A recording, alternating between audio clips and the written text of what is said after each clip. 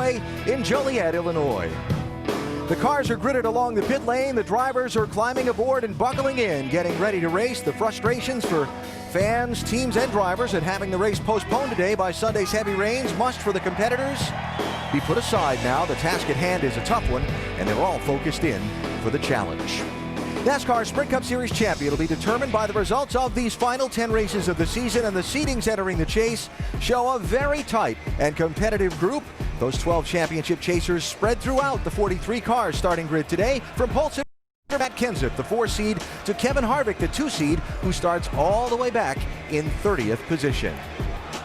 Alan Bestwick with champion driver and crew chief Dale Jarrett and Andy Petrie. Most folks consider this championship a pick'em. Anybody could win it. That said, how do these guys approach this race? Yeah, wide open. These drivers understand that too. They have to make every position they possibly can, get all the points, no mistakes anywhere. You can't win this championship here today, but you sure could make it an uphill battle if you make that mistake. And oh yeah, there's about 20 other drivers outside this chase that want to be a part of it and win too. It's going to be a chase for the crew chiefs too. They're going to be chasing this racetrack and trying to keep up with it. It's very important to get off to a good start in these 10 races. Track conditions have changed greatly from when they were expecting the race on Sunday afternoon to what they'll face in these opening laps. A familiar face is trackside, ready to get the engines fired up. Race fans, getting our Geico 400 underway is so easy, even a caveman could do it. In fact, he will. With the most famous words in motorsports, please welcome the caveman. How's it going, race fans? I didn't quite catch that. Thank you. Today's a great day for NASCAR, a great day for the Chicagoland Speedway, and a great day for a certain insurance company that could save you 15% or more on car insurance, apparently. All kidding aside, welcome to the Geico 400.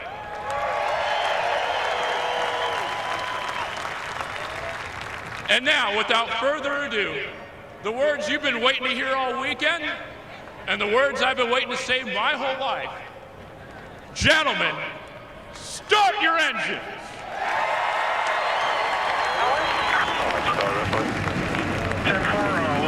When you get back to base, Heine. What are we doing?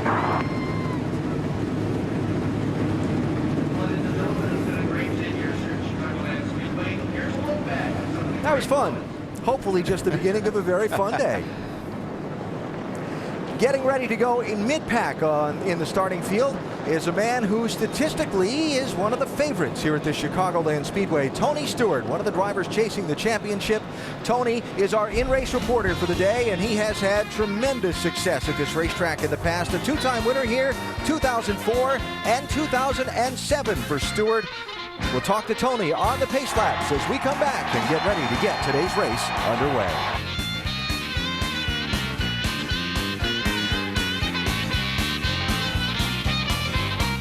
Proud sponsor of the chase for the NASCAR Sprint Cup. Chicagoland Speedway, where the field of 43 is fired and about set to roll off the pit lane to begin today's Geico 400. You look at the starting grid coming across the top of your screen, headed by Matt Kenseth, one of the championship chasers. His fellow Wisconsinite is alongside. First time ever we've had an all-Wisconsin natives front row in the NASCAR Sprint Cup Series. As we cycle back on through the starting grid, eventually we'll get to Tony Stewart. He's kind of mid-pack back in row number 13. Tony, the subject of our Gillette Pro Glide profile. And a performance today at one of his best racetracks could turn some skeptical about his chances to win this championship into believers. We'll find out as these 400 miles unfold. Tony's our in-race reporter. Let's talk to him. Hey Tony, Dale Jarrett, you have a copy? Yeah, ma'am. All right, Tony, our first question comes from our mailbag, and James in Rochester, New York asks, do you think Chicago is the perfect place to start off this year's chase since you've won here twice? Well, only if we win here a third time. But it's a cool place, obviously. This is it's a neat track, and it's going to be fast today. For fans that like to see us run quick lap times and run high speeds, today's your day. So it's going to be important to get some track position here, to get some clean air to run those laps. But I think we got Office Depot Mobile and Chevy that can do it. Hey, Smoke, about 4 weeks ago, after maybe not one of your best, you kind of stated that you weren't sure y'all even deserved to be in the chase, but after the past 2 weekends at Atlanta and Richmond, I would have to say you have much more confidence going into this chase. Well, we got some. I mean, we definitely have made gains. I'm really proud of our guys. I'm proud of everybody at Stewart-Haas Racing. There isn't anybody on this organization that's quit, give up. So we just got to keep digging and do what we've been doing here, and hope for the best here these last 10 weeks. All right, Smoke, thanks for talking with us. You have a great day. Now Andy's going to talk to your crew chief, Darian Grubb. Hi, buddy. Hey, Darian, Andy Petrie. Got us? I got you, Andy. Hey, Darian, 10 races, win it all. How do you feel about your program? Is it in good shape and it's all about execution? Or are you guys going to be trying some new things as we go through these 10? We've been trying a few things the last few races, just trying to make our program better. Everybody at Stewart-Haas Racing is working really hard trying to get better. We have a really fast racetrack today, and go out there and show what we got, and hopefully be able to move our way up front. Okay, Darian, I know it's going to be fast and furious today. Good luck with it. Bye, guys. That's our in-race reporter, Tony Stewart. His crew chief, Darian Grubb. Our over-the-wall reporter today is the rear tire changer for Dave Blaney's 36 car, Mark Hollywood Armstrong. Hollywood, have a great day down there. We will be watching. Our 8 high-definition onboard cameras are spread throughout the starting field today. Got 5 of them in championship chaser cars. They're all spread from front to back of the grid. Some good ones here at Chicagoland Speedway to ride on board with. So finally, a day later, the cars are on the track, and we'll have the green flag when we come back in just a minute. Live from today's race. Follow your favorite drivers for free with 8 live camera views. To set some stories from pit road before the start, we begin with Jamie Little. Well, Alan, the only driver-crew chief combination who's been in every chase is Jimmy Johnson and Chad Knaus. Now, Chad told me their secret when it comes to the chase, they don't panic. They don't flip a switch, even on a rain delay. They're going for a 6th straight championship, and it all begins here at a track they've never won at. Dr. Jerry Punch. Jamie, most drivers will tell you that to win a championship, you must have confidence, momentum, and surround yourself with a great team. Well, Jeff Gordon has all of the above. As for confidence, he said it in victory lane in Atlanta. I'm rejuvenated. The momentum part, he hasn't finished worse than 3rd the last 3 races. And for the great team, Hendrick Motorsports has 10 Cup titles, but none with these guys. So Alan Gustafson and these boys are hungry. Vince Welch.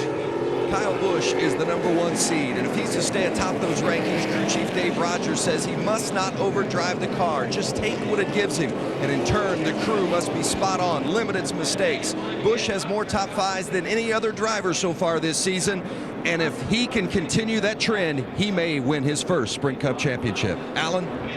Vince, thanks. Robbie Gordon to the rear of the field for an engine change during the weekend. 43 drivers trying to win the 400-mile race. 12 drivers looking to take the first step in the chase for the NASCAR Sprint Cup. Green flag at Chicagoland.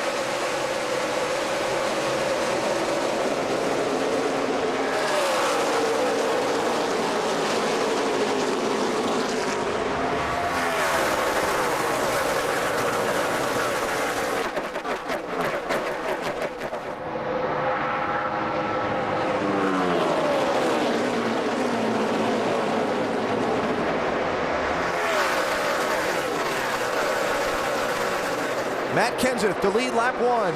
First bonus point for leading laps to Kenseth. Kurt Busch second, Paul Menard third.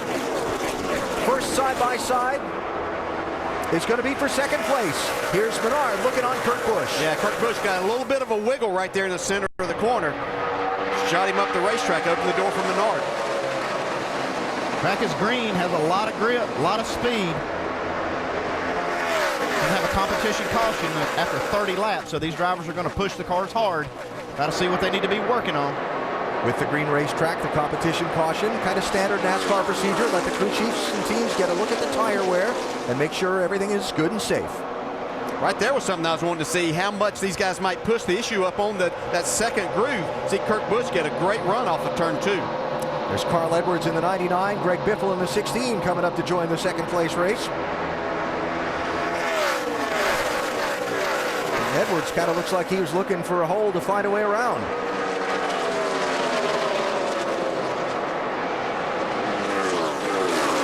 A lot of people pointed at the Roush Fords and all the Fords here this weekend. Seemed like that the engine package really suits this racetrack. Well, it hasn't in the past. They've never won here. Roush Racing has never won in any series at this track. So Carl Edwards looks like one of the strong horses for him today. Bigger picture, this is a mile-and-a-half track. Of the 10 races in the chase, 5 of them will be on mile-and-a-half tracks. They're all subtly different, but in general, the characteristics that you need in the car are similar enough that you can read into it what someone's done or doing on the mile-and-a-halfs as what it's going to take for half of this championship. One of the things about mile-and-a-half tracks is they really expose everything. The engine, the aero, the handling, mechanical grip, all of these things come into play at a mile-and-a-half. Jimmie Johnson beginning the quest for a 6th championship. Started in 12th place. Dropped back a couple of spots in the opening couple of laps in the shakeout. Running 14th now, trying to pick up a little bit of track position. That's Regan Smith in the 78 he's trying to pass.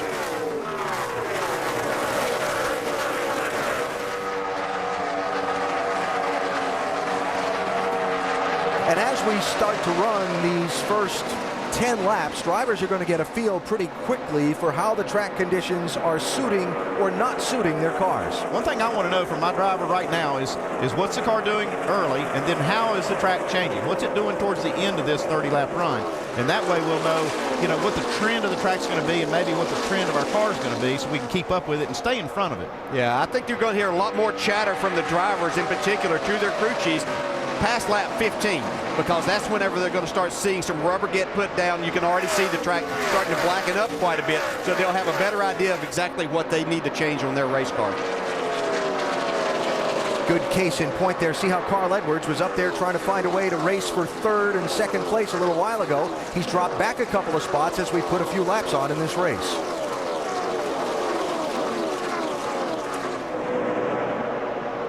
And Jimmie Johnson still trying to hunt that spot on Regan Smith. I think that's what we're going to see most of the day. Is there's a lot of speed in the bottom of the racetrack, but trying to complete a pass down there, especially on the exit of the corner, you need all the racetrack here to make that happen. And in the frame there as well, Bobby Labonte, 47, the former champion, giving up 12th place to Regan Smith. Labonte with a terrific qualifying run for this event. Started in 11th. So Matt Kenseth has led all the laps so far from the pole in that 17 car. There's the gap, first to second, the yellow car, Kurt Busch, 22. Then it's Menard, 27. And Greg Biffle in the 16 running 4th. Then the gap back to Carl Edwards in the 99, who's running 5th. It looks like Biffle kind of took over as the Roush top car and chased down the top 4, or top 3 actually. Kind of hung behind Menard. You'd expect Biffle to do well here with all the success he's had at Kansas, which is a mile-and-a-half racetrack. Even though, as Alan pointed out, they all have a little different characteristics, but this is a place you stand on the gas, hang things out a little bit. Greg Biffle is one of the best at doing that. One of the teams not in the championship that still has a lot to prove. Biffle yet to win this season, and they've led a lot of laps at various times, but haven't been able to finish. Yeah, and that's what makes him really dangerous in this as far as the other chase drivers getting in between there. He's capable of putting together some wins, some really good finishes that obviously will separate those chase drivers and change the points up quite a bit. As he takes over that 3rd spot now. Shuffling Paul Menard back to position. Menard the subject of a lot of discussion this week. Accusations, I shouldn't say accusations, well, yeah, I will call it accusations, that perhaps he spun out intentionally late in the Richmond race last week to bring out a caution that might create circumstances for his teammate Kevin Harvick to compete with Jeff Gordon for the win.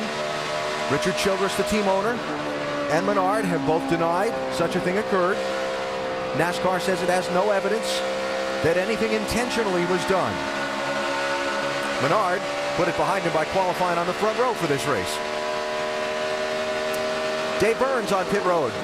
And, of course, we did check in with his crew chief, Slugger Labby, just to kind of work it through one more time with him. He said, yeah, Paul talked to NASCAR, and they said what you said, Alan, no evidence to convict, so to speak. And so he said, you know what? We talked about it as little as possible, and we moved on, and let's get to racing. And, Alan, like you said, he's talking on the racetrack qualifying as well as he did. Sure did. Started on the outside of the front row, running 4th. See him reach up during that segment there and flip one of the switches. They've got brake fans and blowers that blow on the brakes. Oh, we got a little contact right there with Montoya. And remember the contact that we had at Atlanta with these two, Clint Boyer. Montoya 42, Boyer 33. Wiggle in there. A.J. Allmendinger 43, going to take advantage. I'm not so sure that Allmendinger didn't move him right there. Yeah, and I've watched Clint Boyer be extremely aggressive. As you see, he slows down. I think he's acting like maybe they're checking it out. Like he may have a rear tire going flat as loose as he got there, but he's been pretty aggressive on some moves coming up through. Right behind Boyer now, Dale Earnhardt Jr., 20th position. Right about where he started. Earnhardt Jr. started in 19th.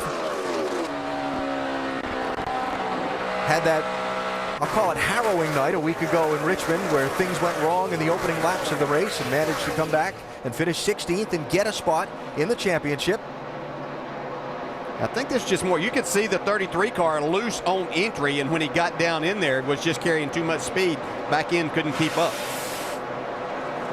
Classic definition of loose. That's what we're talking about, loose, yes. So Boyer hanging in there in 19th position. Up front, it is Matt Kenseth. He's led every lap so far. Just put David Stremme a lap down. Stremme on and off pit road under the green in that red 30 car just a moment ago.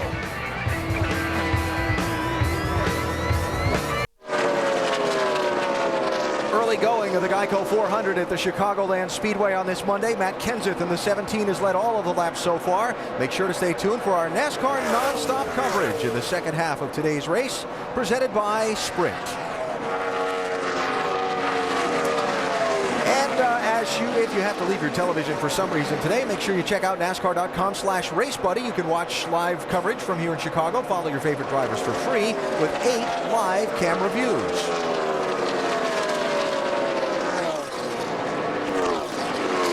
Kenseth with a 0.6 of a second lead on Kurt Busch, with Greg Biffle third, Paul Menard fourth. Ryan Newman has joined the top 5 with Carl Edwards slipping back to 6th. There's the gap from first back. Want to dip back into the field just a little bit. Some of the heavy hitters in the championship that started kind of deep in the pack. Jeff Gordon, Kevin Harvick, Tony Stewart, Denny Hamlin. They all started a little deep in the field. There's Gordon, who has dropped back a little bit and now kind of regained those spots. He's pretty much running where he started now. I don't think his car is exactly what he wants right now. Looked like he was going to make a little charge to the front. Now it's stalled out again. So you got to work on this thing on the brake. When he regained some of those spots a couple of laps ago, it was kind of exciting on turn 4. Pretty aggressive for this point in time in the race. See, Jeff's up on the high side. He's coming off of turn 4 right here. Got a huge run.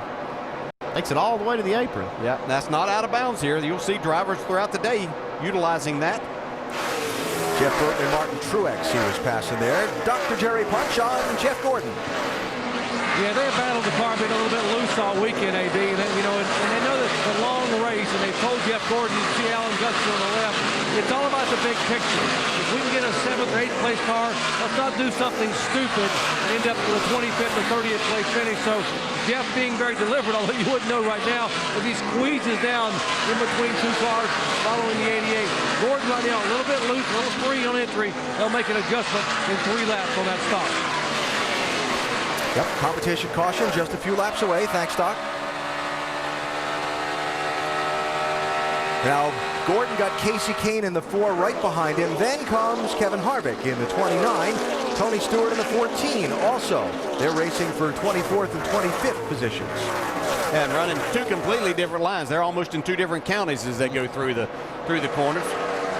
Harvick, you've been on the top side of the racetrack. We saw him in practice on Friday, really working this higher line. You see Tony Stewart still right down on the very bottom of the racetrack, running almost identical lap times. Jeff Burton in the picture there as well from time to time. There's Denny Hamlin racing with David Rudiman. Defending winner of this race, Rudiman in the 00. Hamlin not making much progress forward, Dave. After starting in 27th, he's running 27th. Yeah, that would be not much progress for sure. Just a little tight is the only thing the driver has said on the radio, and at this point, Alan, I got to believe he's being very patient, just a couple laps away from that competition caution. All right, Dave, thanks. So Hamlin not making much headway in the opening run of the race. And as you heard Dave, his team going to go to work on that car on this upcoming caution flag and pit stop. Yeah, and I think this is exactly what we expected. Very competitive throughout the field. Not just, we talk about how these 12 drivers are close in the chase, but we've got a lot of other competition that these guys have to deal with. Curious to me, you see how dark the pavement has become in the corners already. These cars laid down a lot of rubber in the turns very quickly for this race. Yeah, that kind of surprised me. I thought it might take a few more laps than that, but it looked like the track took rubber immediately. I mean, the first few laps you can see the track getting dark, and it's kind of settled in now, so I think that's a good thing for these teams. When this competition caution comes up in a lap or so, that they'll be able to adjust their car and feel like it's stabilized enough. With the track rubbering in quickly in the overcast conditions, it'll make track conditions a little more consistent than maybe if one of those things weren't so.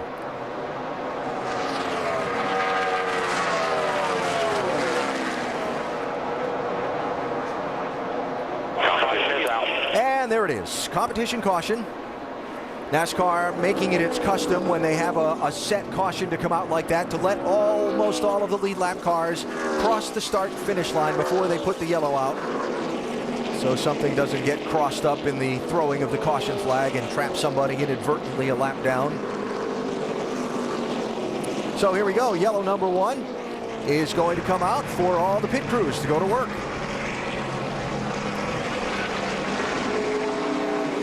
Looking farther ahead, we've seen a lot of races where strategy in the late going of the race has decided it, be it fuel mileage or tire strategy. A lot of folks expect in the late going of this race, we're going to see that. Yeah, some of the teams might even try a little experiment right here because they've only run 30 laps. It's not going to hold a full tank of fuel, which to put the full tank of fuel, it takes about 14 seconds to do that. So you might as well put 4 tires on. When you only have to take a half a load, it's a time that you could just take 2 tires and see what happens. And so we'll just see what happens here. Pit crews get ready to go to work. The AT&T Fastest Pit Crew of the Year award is determined by the winner of each race, the fastest pit time, and your vote. Text the car number to 234-567 of your pit crew choice. 34 car David Gilliland was the first car a lap down, 38th place. He gets the Aaron's Lucky Dog free pass. Put Gilliland, the California native, back on the lead lap and put the green light at the end of pit road open, flashing, saying it's time to go to work. Jamie? Well, Carl Edwards, as many of the drivers said, he started out free, but he tightened up a little bit, wants to go back on the air pressure, wants a wedge adjustment, expects long runs today.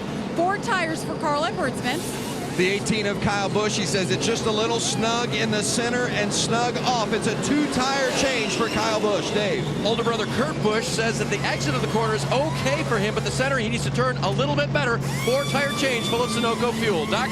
Right lower corner, race leader Matt Kenseth tight on the first third on entry. They're going to change air pressure, quarter round left rear. So may hurt the exit. And the 17 car is the second car off because of the 2-tire change on the 18. He beats him off. Well, like you forecast, Andy, one team going to roll the dice on that strategy and find out what it's going to do for later. Kyle Busch will lead off pit road.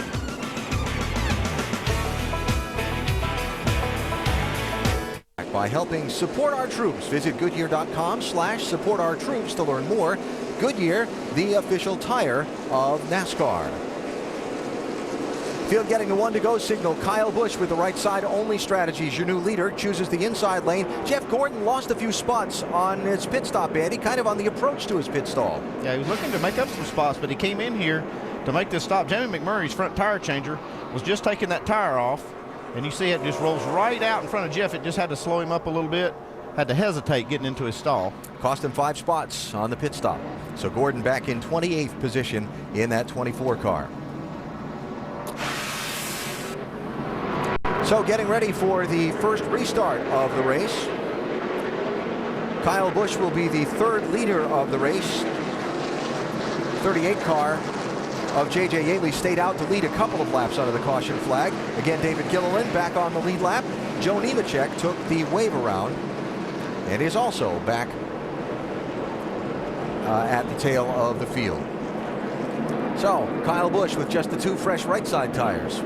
Yeah, see how this works out. Jeff Burton got himself up in the top 10 with just a 2-tire change also. So as Andy pointed out, a good experiment here early on. Well, we'll see if it's a good experiment. We'll see how it turns out.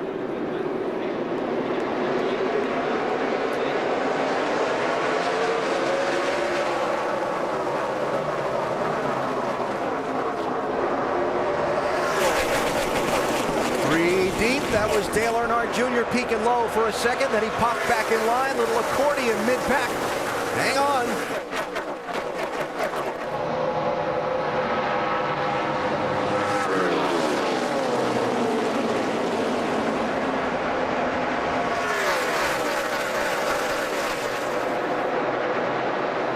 Second place, 22, Kurt Busch. 17, Matt Kenseth. As Kyle Busch gets to the lead. See how Kenseth's car handles up there on that top side. He moved up there a few laps, but that was after they had about 15 laps on their tires. Kind of had things his way in that first run wherever he wanted to, but most of it was done on the bottom. Got Biffle 16, Menard 27, then a little gap back to the rest of the pack. There's your top five, and then there's the race for sixth. Jeff Burton in that 31 car. Andy mentioned taking just the right side tires. He was 26th before the stop. He restarted 7th, and he's racing there with Ryan Newman in the 39. There's 2 tires on Burton's car also. I'm watching both of those just kind of see how it shakes out. Actually, Kyle Busch ran his fastest lap of the race out front on 2 tires. Just 100th of a second off Carl Edwards, who has the fastest lap of the race so far. So initially, the 2 tires are working. We didn't see much fall off in that first 30-lap run, Andy, from the fastest lap to what Matt Kenseth was still running at the end. So good tires. Yeah, after looking at that, I would have, if I'd have been Jeff Gordon's crew, maybe taken advantage of that because he was kind of mired back into the mid-20s, and then he had that little hiccup getting into his pit stall. Yeah, if you see Carl Edwards now take that spot from Jeff Burton. I think the other thing that Gordon was doing also, when you're that far back in the pack, early on, that many cars on the lead lap, I think they expected a lot of teams maybe to take 2 tires. You can see Gordon was pretty cautious going in there too, thinking that maybe McMurray was going to pull out if he was just changing 2 tires. Jeff Burton really had to back up turns 1 and 2 a minute ago with Carl Edwards on his bumper. Here is 3rd place, Greg Biffle on the move in the 16. Yeah, this looks like the best car so far today, and he didn't start up front, so we didn't see him lead laps, but I think you're going to see him leading here before too long. 3rd place, left side of the screen, the 1 car of Jamie McMurray. That's the 8th place race on the right side.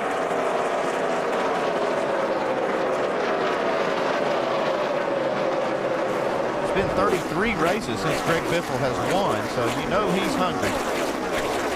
David Reagan in the 6th there in the picture. And for the lead, the Busch brothers. Younger brother Kyle, pursued by older brother Kurt. Kurt's got a doubleheader on tap today. Daytime race, nighttime at Wrigley Field.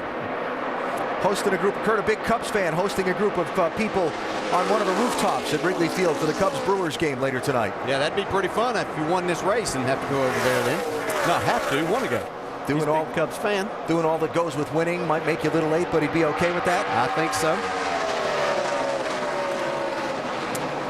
Kyle Busch running 2nd after the strategy, Vince. With Dave Rogers. Dave, what was the thought process behind the 2-tire change? Well, track position is so important here. It's early in the race. It's a good time to see if 2 tires are going to work out for later on in the race. So, let's see. I want to try it early so I know what to do late. Thanks, Dave. Alan? There you go, Andy. Well, he kind of performed that experiment in front of everybody else, though. They're all going to get to see how it works.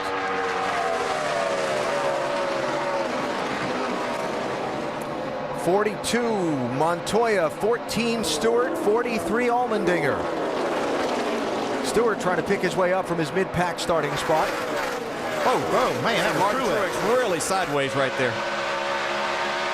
56 car. At the speeds they're running around here, this fast track, that gets your attention in a hurry. Take you a lap or two to be going quite as fast as what you were before that, which obviously was a little bit fast. There is Truex, now racing with Denny Hamlin in the 11 for 26th place.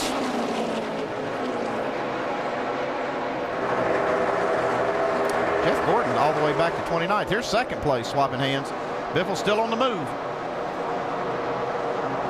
Yeah, Biffle made a charge in that first run, as you pointed out, Andy, but then he kind of leveled off and actually started losing just a little bit to Kurt Busch and Matt Kenseth at that time. We'll see if an adjustment they might have made on this car will make this a better car in the longer run now. With an update on Greg Biffle, Jamie. Well, I talked to Matt Fuchsia, his crew chief, yesterday morning, and he was really excited about this car, especially on the long runs.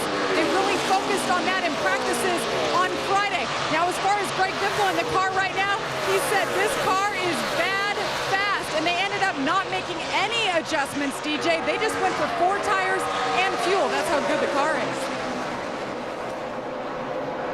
Well, let the conditions come to you, but as the day goes on, the conditions may change, and you got to be all over it. Yeah, you just have to be ready for that. And of course, Greg Biffle's great at giving feedback, and we know that he's getting everything out of it every single lap. And I say that about conditions may change because the sky's getting a little brighter around us, and if that sun should happen to pop out, this will be a whole different racetrack. Yeah, the way this track is rubbered in, as you pointed out, that's going to be the biggest factor here today. Is if that sun pops out, then this racetrack changes dramatically. See contact there. Kenseth with the big slide off turn 4 into Kyle Busch.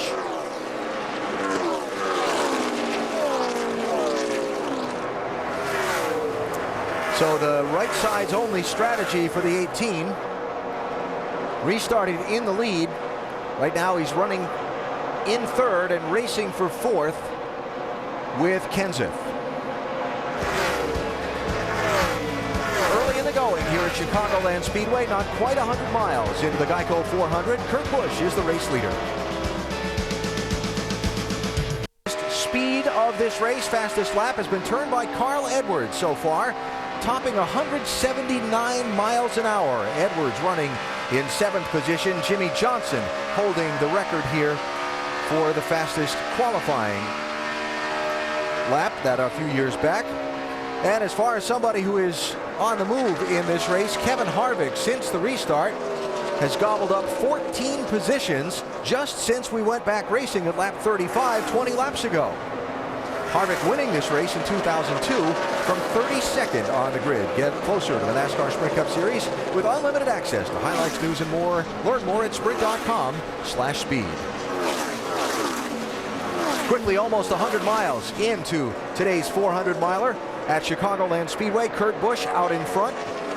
Took the lead just after that last restart from his brother Kyle Busch, who took just right side tires on the only pit stop of the race. Kyle now running in 3rd position. Greg Biffle 2nd. And there's Matt Kenseth in the 17, who started on pole, led a lot of the early laps of this race, trying to creep a little closer to the front. I think this experiment on the 18, though, was a success because he has maintained track position, was able to run fast right off the bat on the restart. You see him, they're actually creeping back up to the back bumper of the 16 car. Doc? Yeah, he is able to make a move now, Andy. And the issue before the pit stop for Matt Kenseth was he said he was tight on entry. The first third of the corner was tight. They were going to make an air pressure change in the right front, a track bar adjustment, and some tape. He said, now here's the problem. If we fix the entry, you're going to hurt my exit. My exit's been really good. Make me really tied off, or maybe free off, I should say. And you saw him slide a moment ago. And now the track has come to him. He seems to be doing much better. Ben. Kyle Busch, you heard crew chief Dave Rogers say if they're going to gamble, they want to gamble on the 2 tires early. He doesn't feel like they're going to lose on time, but the tires grip goes away, and that's where they're going to struggle the most. And Kyle just said he needs a little help off since the 2-tire change. He's felt the car hasn't been in the track quite as much as it had been on the initial stint. Vince, Docs, thank you. Those the 2 drivers who took just the right sides on the competition caution and where they're running now after where they restarted. So you deem that first one a success. What about the second one? Well, you have to look at where was Jeff Burton when he made the pit stop, and if he's netted out a few spots from that, then I think it would be a success. Yes, he was 26th. Yeah, so there you go. It was a success for both cars. Netted 13 positions so far in this run. Now Jeff Gordon showed you how he lost a few positions getting to his pit stall on the last run. Doc, he hasn't gone anywhere since then. He really hasn't, AB. He began today 23rd, dropped back initially, began to make a move toward the front, and then he said he couldn't get the car pointed. He said if I get the car pointed in the corner, I can pass people, but the car is so tight it wouldn't point. They pitted, air pressure change, track bar change, and now here's what he's got to say. I don't know what happened. I about lost it going into 1. Overheat the right rear. We're going to have to try to come back. I got no rear grip getting into the center. Sliding the back end around. gets tight when I go to the throttle. So what Alan Gustafson has done is try to be able to help him get the car pointed or turned in the middle of the corner. But as you heard Jeff say a moment ago on the radio, they've killed the rear grip. Alan said, don't worry, buddy. We'll fix it when you come in. Just hang on for now. And right now, he's stuck back in about 26th spot. You know, I touched on this earlier about Jeff Gordon. He was back there. He was actually in front of Jeff Burton before that caution came out. I kind of expected that team to do that two-tire strategy and try to get Jeff up front, because I think just getting mired back, they started in the mid-20s, and now they had really not moved forward. It would have been a good opportunity for this team to try to move forward. So you see that, you know, with Jeff running 13th, it was a net gain for that team. So Gordon mired deep in the field for now as you look at a race for fourth. Paul Menard diving underneath Kyle Busch. See Kyle make a big run up on the high side. Paul Menard not able to make that, complete that pass. And this will be kind of from the point forward now. How much grip is Kyle Busch with these two tires going to lose? How much is he going to slow down? Will he lose any more spots? Because this is whenever the tires are really getting worn, especially those left sides that now have over 60 laps on them. And Menard looking like he might be able to slide up in front of Kyle there and finish that pass. He does. So Menard up in a fourth spot, Kyle Busch to fifth, and Ryan Newman creeping in on them in sixth. All going on behind Kurt Busch. Got a 2-second lead on Greg Biffle out in front as we close in on the 100-mile mark. And another round of green flag pit stops in the Geico 400 at Chicagoland. Second caution is out of the Geico 400 for debris in turn number 2. Kurt Busch, the race leader, there at the start-finish line, not yet picked up by the pace car. Just before the caution flag, a couple of cars on pit road under the green. This could turn into a break for them, depending on how things cycle out. Well, we were about 10 laps away from scheduled green flag stops when that came out. Saw some cars, like I said, pitting early. Don't know if they had maybe a loose wheel or a flat tire. Casey Mears, David Ruderman, Jeff Burton, Casey Kane will follow up on that in just a minute. It was from pit road information, a flat tire on the 00 car. So again, after all this cycles out, we'll see whether he ends up on the lead lap or one lap down, because he was slow on the track for a good 2/3 of a lap before he even got to pit road. Well, on the Kyle Busch and Jeff Burton, well, Jeff Burton just pitted under green. On the Kyle Busch cycle, Andy, 5th place at the caution. That was definitely a net gain. So, you know, they'll get 4 here and put that in the bank for later. And the pit road should be open this time for the lead lap cars. And here they come. Greg Biffle should get to his pit stall quickest of those front runners, Jamie. That's right, Greg Biffle making his way down on the upper left-hand side. He said his car is actually tightened up a little bit. Remember, they didn't make any adjustments that first stop. Air pressure adjustment is it. 4 tires and fuel. Vince? Kyle Busch, remember, took 2 tires the first time. They're going to take 4 tires this time. He needs a little more rear grip. Also going a half round down in the left rear. Dave? Leader Kurt Busch wanted a smidgen of air out of the left rear tire, but his crew chief knew that the circumference of these tires would help the car turn a little better. No change in stock. Matt Kenseth hitting the splitter a little bit. They're going to put the air pressure back in the right foot. Tiny air pressure adjustment, track bar adjustment, race off, and Biffle will beat Kenseth, but Kurt Busch beats them all. Nice gain by Jimmy Johnson's team there as well. Up to 6th position, a pit crew that's been under a lot of focus through the course of the year. But Kurt Busch's team holds the lead here at Chicagoland Speedway. Just ordinary day for Steve Addington. Weekend of racing today with the Monday matinee at Chicagoland Speedway, about to wrap up the second caution of the race. That caution giving the 32 car of Mike Bliss the Aaron's Lucky Dog free pass. He was the first driver a lap down, and he will come back around now in 30th position and be on the lead lap. David Ruderman, Casey Mears, Jeff Burton, who had stopped under the green just before the caution, all taking a wave around. Casey Kane speeding, exiting pit road on his green flag stop a minute ago.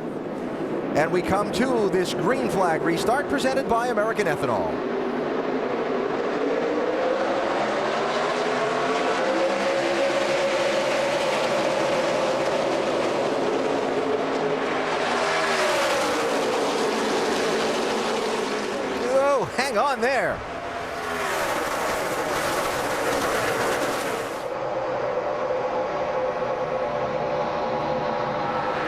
feisty in the middle of the pack. Time to go. Yeah, that's such a hard corner. You want to go run through there almost wide open as you try to get up to speed. You got your air pressures down in a rough racetrack. Makes it pretty exciting. Second place, Matt Kenseth, 17, Greg Biffle, 16.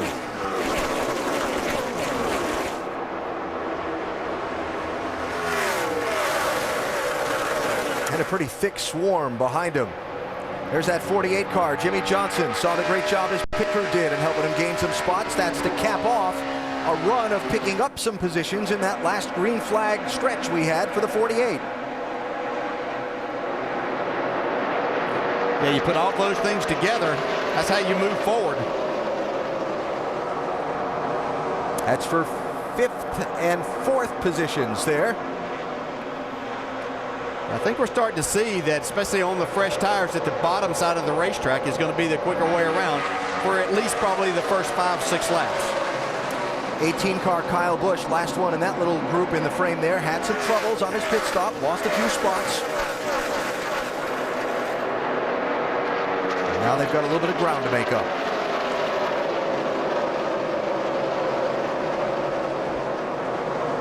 '39, Ryan Newman. They've been steady. They've been consistent. Can they be spectacular enough to win this championship over these 10 races?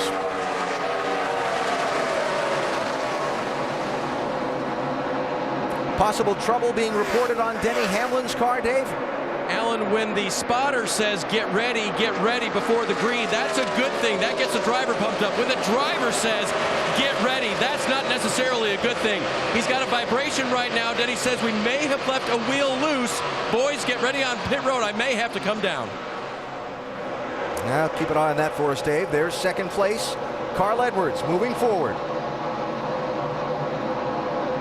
99 driver with, we talked about mile-and-a-half tracks earlier. The best record this season of the races on the mile-and-a-half tracks is Edwards in that 99. And he's trying to chase down the driver that's the only driver to finish in the top 10 in all the mile-and-a-half tracks, and that's Kurt Busch, our leader. A little farther back, Kevin Harvick, 29. Marcos Ambrose in the 9, and Tony Stewart in the 14. Some of the guys that started deeper in the field that as the races worked past its quarter mark are chipping their way forward.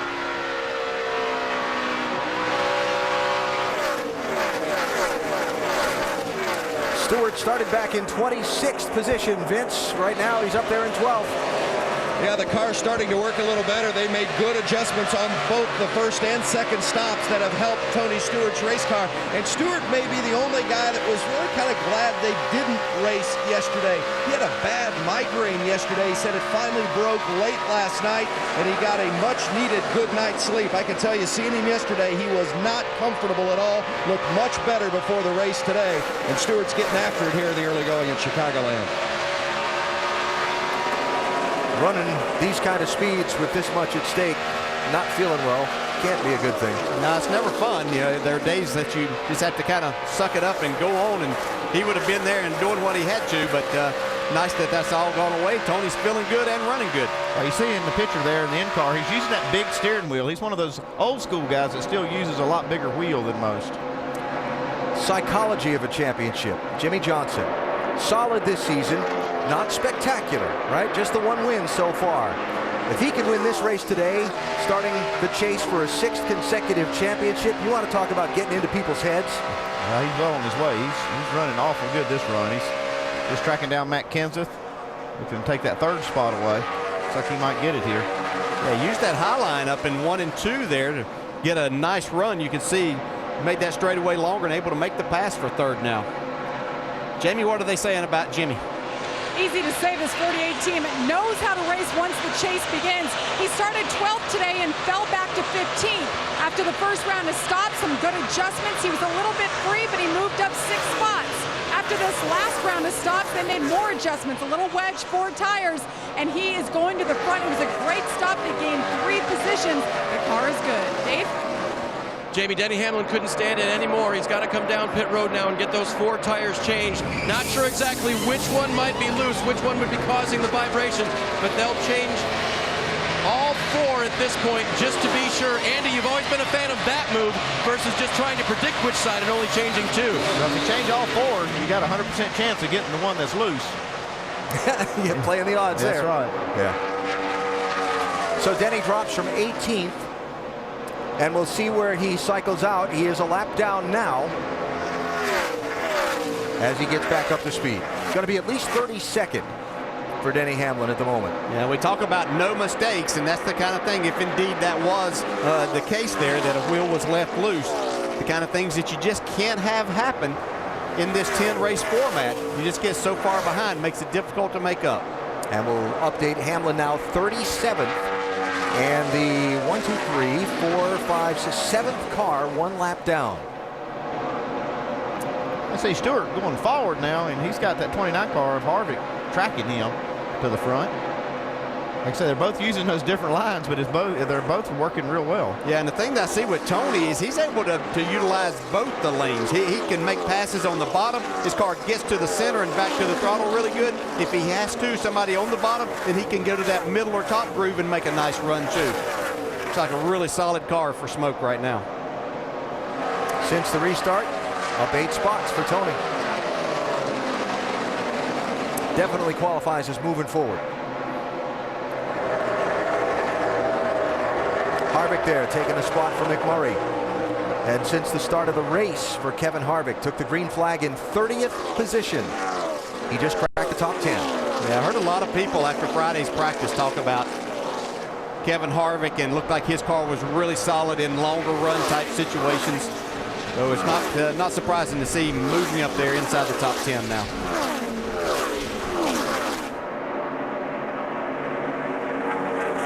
When they first built the Chicagoland racetrack and opened it for the NASCAR Sprint Cup Series in 2001, the fresh pavement, the new design of the racetrack, there was basically one lane around here, right at the bottom. Now you see how the aging of the pavement has allowed these drivers to run side by side and all over this racetrack. And the last several years here, we've seen some really good racing. Yeah, we see Greg Biffle here once again struggle a bit. I know that they said that he didn't make any changes on this race car, but they're going to have to make a change because this car, after you get past about 15, 18 laps, isn't as good. He starts losing some time, sliding around. I don't know exactly the condition of it, if it's a tight or loose situation, but they're going to have to adjust a little bit. You got the sun coming out too, guys, so this is going to change this racetrack. The cars that have been loose probably be looser. The cars that are tight, it'll probably make them tighter. Yeah, and I'd have to say it would favor a guy that just moved inside the top 10 in ninth, and that would be Tony Stewart. He was telling me the other day he was hoping that the temperature might be a little higher than what they were predicting, some sunshine. He wanted a slick racetrack. Sun shining on turn 4 for the moment. The day shining on Kurt Busch, the leader, but that 99 car, Carl Edwards, starting to track him down and close in.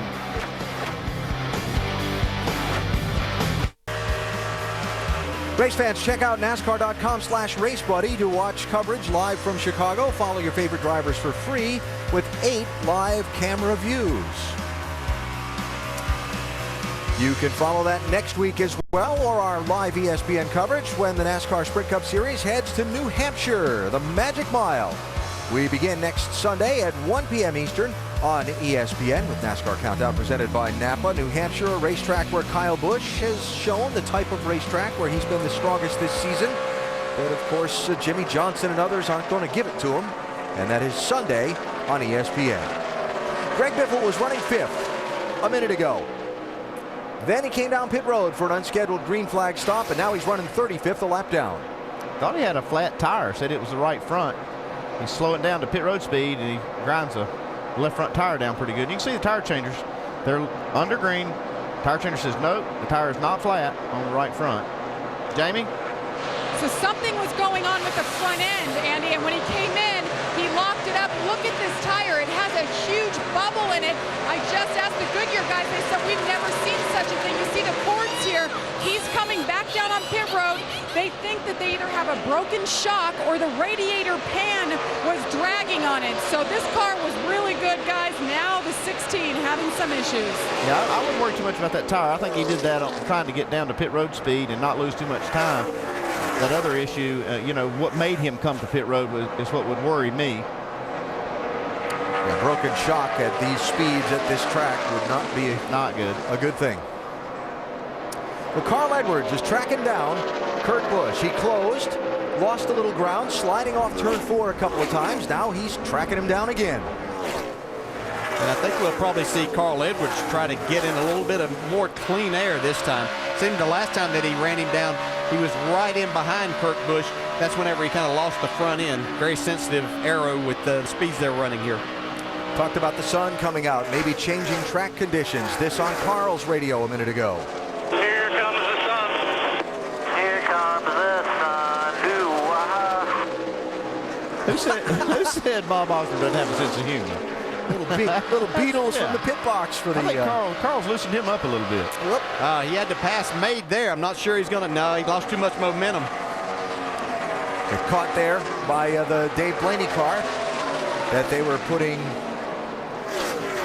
down a second lap back in 37th place. So now he's got to regroup and try again for Carl. He had done everything perfect and got in the right spot. Was going to be able to make that pass off of turn 2. To go back at it here, which doesn't look like it's going to be a problem. I think Carl's going to like the sun coming out too. A slick racetrack works to his advantage also. It's got to be fun, middle of the race. You don't have anybody pushing these two guys, so they can race each other as hard as they want. And, you're not going to take any chances, but it's got to be a lot of fun racing like this. Well, it is fun. And this gives you an idea of what you can be able to do later, where your car might be a little bit better. Even though Carl has run Kurt Busch down, there may have been points there that he said, hey, this is where Kurt Busch is a little better than I am, but obviously I'm better than him in some other fast spots as you see him take the lead now. You led that lap. We got that lap. Bonus point toward the championship for Carl Edwards. So Kurt Busch giving up the lead in the Penske 22. The other Penske car, the 2 of Brad Keselowski, also one of the championship contenders, about to give up a spot to Dale Earnhardt Jr. He's not having the best day, but he's decent. And Dale Jr. is actually having a pretty good day. But what's happened with this 2-car, Vince? You know, these guys have always been better at the tracks they've gone to for a second time. Well, this is their first time here at Chicagoland Speedway for the combination of Brad Keselowski and crew chief Paul Wolf, and they're struggling a bit. I just have to let these guys go. I can't even drive my car with this piece of rear bar on. This is off my car. I don't want it, don't need it, can't use it, can't race with it. Don't put it on my car. That's what you need to do right now. It's on there for now. Get your head in the game. We're going to get the best finish we can. Now that was the radio communication prior to that lap 71 pit stop. Not much has changed after they made a chassis adjustment. Keselowski says it's still very unconnected with the rear of the car on exit of the turns. A lot of experience in this chase field for the NASCAR Sprint Cup. A lot of also combinations, driver crew chiefs with their first go at it. And Paul Wolf and Brad Keselowski, they've been the freshman phenoms so far this year, or what Dickie V call them, diaper dandies in racing terms, or in basketball terms. Yeah, they certainly have a good working relationship and have made it pay off on the racetrack, but there are some drivers that just don't like that feel of what a rear bar does to the race car. It's a good tool to use sometimes, Andy, but you got to give the driver what he wants in the end. On paper, some of those rear bars really work well. I mean, the simulations will show that they make more speed, they hold the attitude better. There's a lot of things they do well, but some drivers, like you said, Dale, just do not like that feel, and so I wouldn't try to force it on them if they didn't like it. So we're a little bit away from, well, actually not all that far away from another round of green flag pit stops. We're just past 150 miles in this race. Carl Edwards is out in front. Proud to advance forward the next step in our ESPN coverage of NASCAR racing. NASCAR nonstop. We're in the second half of all these Chase for the Sprint Cup races. You won't miss a moment of action. NASCAR nonstop, presented proudly by Sprint. Here we go.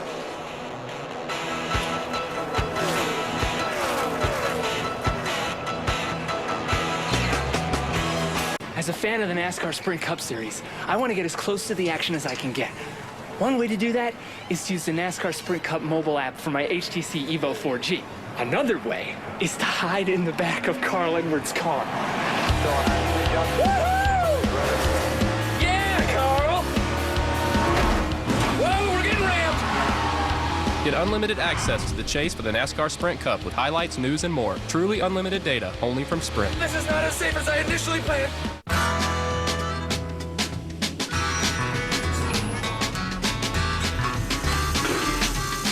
You could save a bundle with Geico's multi-policy discount. Geico, saving people money on more than just car insurance.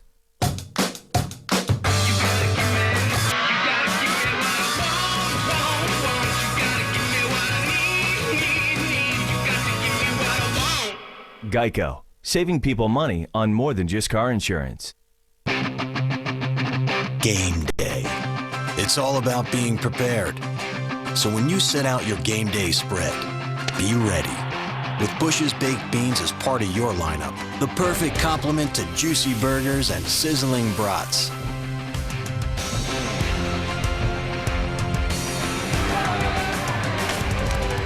Next game day, serve the guaranteed crowd pleaser, Bush's baked beans.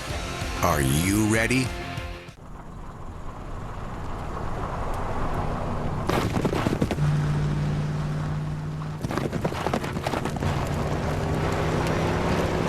You won't find the toughness of a Ram 1500 combined with the legendary power of a Hemi V8 in any other truck.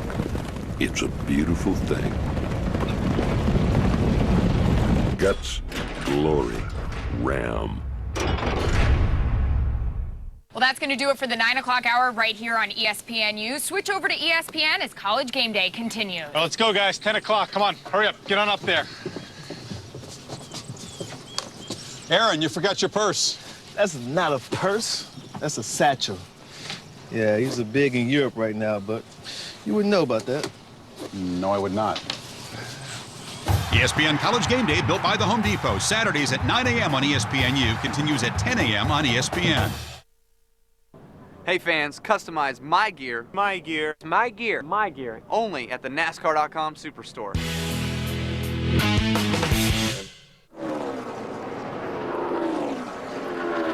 As you saw in our NASCAR Nonstop presented by Sprint, Jimmy Johnson, 48, taking second place from Kurt Busch in the 22. And a round of green flag pit stops has begun. Dale Jr.'s in, Jamie. They made some fundamental changes to the front end of this race car to make it handle differently starting at this race on out. No adjustments last stop. Dale Jr. has been happy with this car as he's made his way through the field. Jamie McMurray, right side of the screen. Part of a pile of them on pit road. Kevin Harvick, Tony Stewart, Jeff Burton, Denny Hamlin, and more. Vince? The 14 of Tony Stewart has been good and getting better. He says it's still a tiny bit tight in the center, but otherwise rock solid. A slight air pressure adjustment. Doc. 4 tires for Kevin Harvick. Harvick said the car is getting better and better. And he started back in 30th spot, has driven into the top 10. Jamie. And Carl Edwards brought a brand new race car this week, and he said he wants a little bit more of that wedge, but not as much as last stop. Another great stop. They gained a couple spots last time around, Dave. Kurt Busch will now get that left rear air pressure, just a smidgen out of the left rear. 4 tire change for the guy who has led the most today so far. And he hopefully will have that car turning a little bit better with that left rear air pressure change. Trying to clean the front grille, Jamie. And Jimmy Johnson said he's just a little bit tight getting into one. He makes his pit stop. He had to go around 1 car as they work on the right-hand side. Filling up with Sunoco fuel. 4 tires for Jimmy Johnson. They have been making some wedge adjustments today. I did not see a wrench go in the rear window. This time around, tear up on the front windshield, and he's down and away, Doc. Much better for Matt Kenseth. They had pulled the shim out of the right front, put the air pressure back in the right rear, changed the right front back, and now it's chassis adjustment. 4 tires for the pole sitter. Kenseth trying to get it full fuel, down and away less than 13 seconds. Ryan Newman got to lead a lap of the 39 car. That's important if you're in the chase. Alan mentioned it earlier. That's a point. You can win the championship by a point. His car right now just a little bit snug. They'll make an air pressure change. They'll take the same thing Kurt Busch did, air out of the left rear tire. That'll help the car rotate through the corner better for Ryan Newman. Jimmy Johnson and Newman both leading for those bonus points under this cycle of pit stops. And as things cycle back around, it will be Carl Edwards holding the lead through the set of pit stops. But for second place, there's a little company there. Kurt Busch, Jimmy Johnson racing for it, 22 and 48. Well, they said they were going to play nice. We'll see how long that lasts here.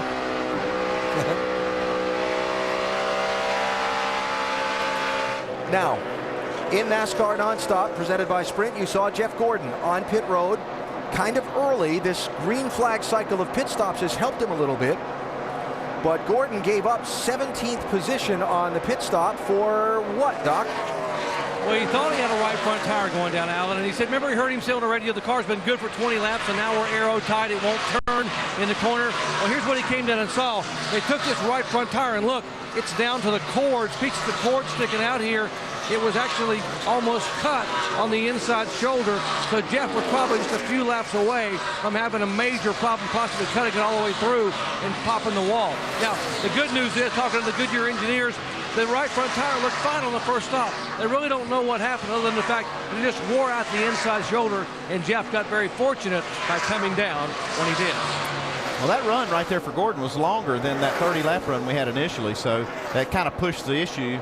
And we saw quite a few cars pit. After he made this stop, we saw everybody come down pit road. And watch from Jeff Gordon to Carl Edwards by the race staying green through green flag pit stops. He's on the lead lap, but barely. Yeah, he is, but the only thing I would caution is that he ran his best in that last run, was running faster. So is that a situation that they're going to encounter again because of some adjustments they've made on this car?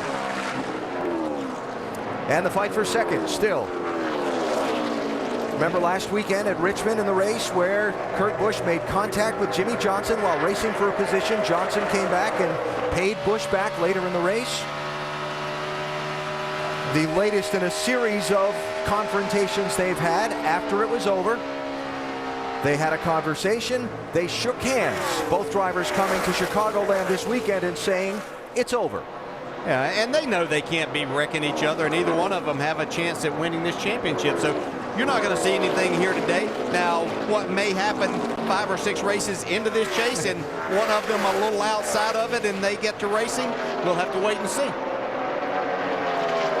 You're the racer, not me, but I always kind of think that it's over last until one of them bumps into the other one the first time, and then it's on. Yeah, and probably the likelihood is going to be somewhere more in a Loudon situation next week where the racing's tight, Martinsville, something like that. Kurt Busch running third, Dave. And so far, just focused on his race and his race car. Here's his radio right before the round of pit stops. No real hints of loose off other than just tight with the 2 front tires. Okay, simple. The car's just generating way too much tightness with the rubber buildup. We're not keeping up with the track. It's hard to adjust the car when we're out there front leading like that, but you got to believe me when I tell you. All right, crew chief Andy, take all that information. He was out front, so what would you do with that? Remember the first time they didn't make any changes. The stagger in the tires was helping them. This time they did remove air pressure from the left rear. Yeah, that skosh of air pressure that they took out, or was it a smidgen, Dave? But anyway, that's what he's saying right there. Is it's hard to adjust a race car when you're leading because you're leading because you think you got the fastest car. But when the driver is telling you that we need to work on it, even when he is leading, you need to listen to him and do what he's telling you because he's the guy that's taking all this data in and he knows what he's got. While we were focusing on Kurt Busch and Jimmy Johnson, Carl Edwards did catch and put Jeff Gordon a lap down. And here's Greg Biffle back on pit road again, Jamie. Well, he said the lap times they're pretty happy with, but something is definitely not right underneath the race car. It's allowing air to come up underneath and creating drag, so he's fallen off a little bit. They don't have time to assess exactly what is going on, so they're making a track bar adjustment now, a shim adjustment, and putting four fresh new tires on there for Greg Biffle. He's down and away. Alan? Not with us earlier, Greg Biffle gave up 5th position for a green flag pit stop at lap 92. Went all the way back to 35th. The race stayed green. He cycled back up. Now he's on the pit lane again on the green and off cycle with all the other front runners. We're on board here where we're with Tony Stewart, who has now moved up into that 5th spot. It's going to be somebody to keep our eye on the rest of the day. There's a couple of cars I'm watching. Tony Stewart definitely one of them. Another one's Kevin Harvick. I noticed Kevin a lot of times at the latter part of the race. Where did he come from? So today I'm keeping an eye on him, and he's been moving his way forward also. That's 4th position now for Stewart after completing the pass on Matt Kenseth. And again, remember, Tony started mid-pack in that 14 car, started in 26th. Kyle Busch 18, Ryan Newman 39, 6th and 7th places.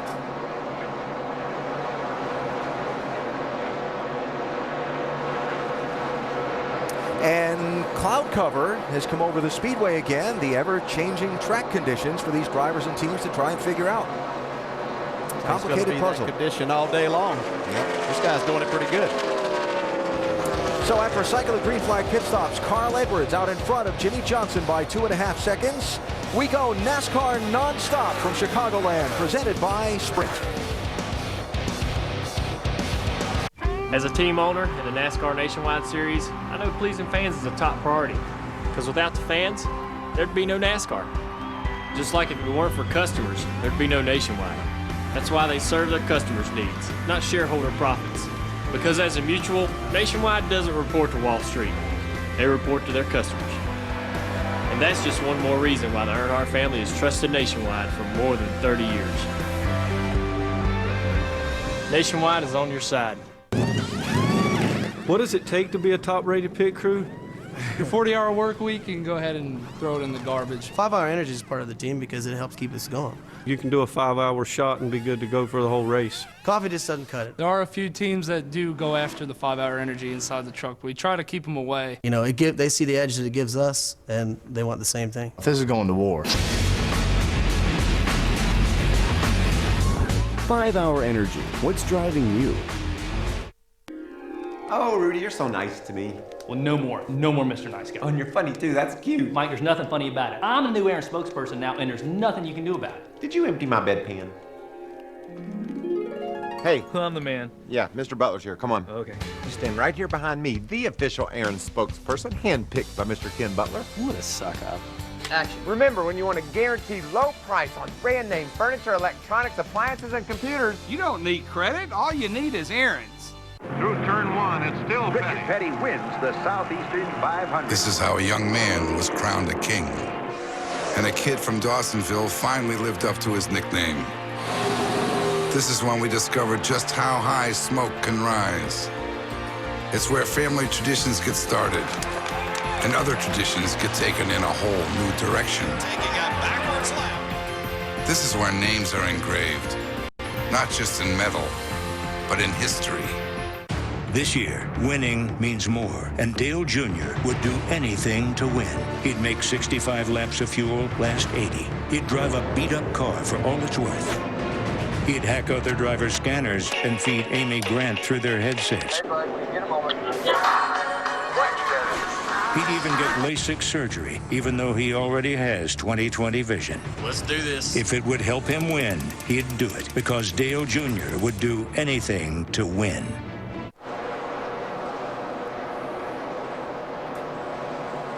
Carl Edwards leading as we cross the halfway point of today's Geico 400 at the Chicagoland Speedway. The gap to second place Jimmy Johnson has closed just a little bit. Tonight on ESPN's Monday Night Football, second-year quarterback Sam Bradford leading the St. Louis Rams into MetLife Stadium, where they'll take on Eli Manning and the New York Giants. It's Rams-Giants on ESPN's Monday Night Football, 8:30 Eastern, also streaming live on WatchESPN.com and the Watch ESPN app. Coverage starts at 7 Eastern with Monday Night Countdown served by Applebee's. Goodyear supporting our telecast coverage today from high above the Chicagoland Speedway, and Goodyear and NASCAR asking you to join in and helping to support our troops. That on the sidewall of every tire in the field in today's race. More information on the Support Our Troops program can be found at Goodyear.com/supportourtroops. Nice program where their tires involved in today's race are going to be autographed and sold off, with the money going to the Support Our Troops program, helping out families of those who are overseas serving our country. Matt Kenseth, the pole sitter and early leader of this race. Kyle Busch racing for 5th and 6th positions. Busch in the 18, Kenseth in the 17. Kyle, the #1 seed coming into this championship. Yeah, and making a nice run back forward on this run, too. Looks like his car is really good and solid, especially as they get some laps on the tires. Not quite as fast on the fresh tires as what we normally see Kyle Busch. As you see across the ticker top of the screen, the drivers in the chase for the Sprint Cup highlighted in yellow. Top 8 are all chasers, and 9 of the first 11. Let's face it, they got into this championship by finishing up front more than everybody for most of this season. Let's catch you up on what some of them are saying about their cars and their race so far. We go up to speed, beginning with the leader, Carl Edwards, and Jamie Little. Well, Alan before this race, we've had 6.5-mile track races this year. Carl Edwards has had the best average, 5.8. I talked to Bob Osborne, his crew chief. He said, we are done testing out equipment.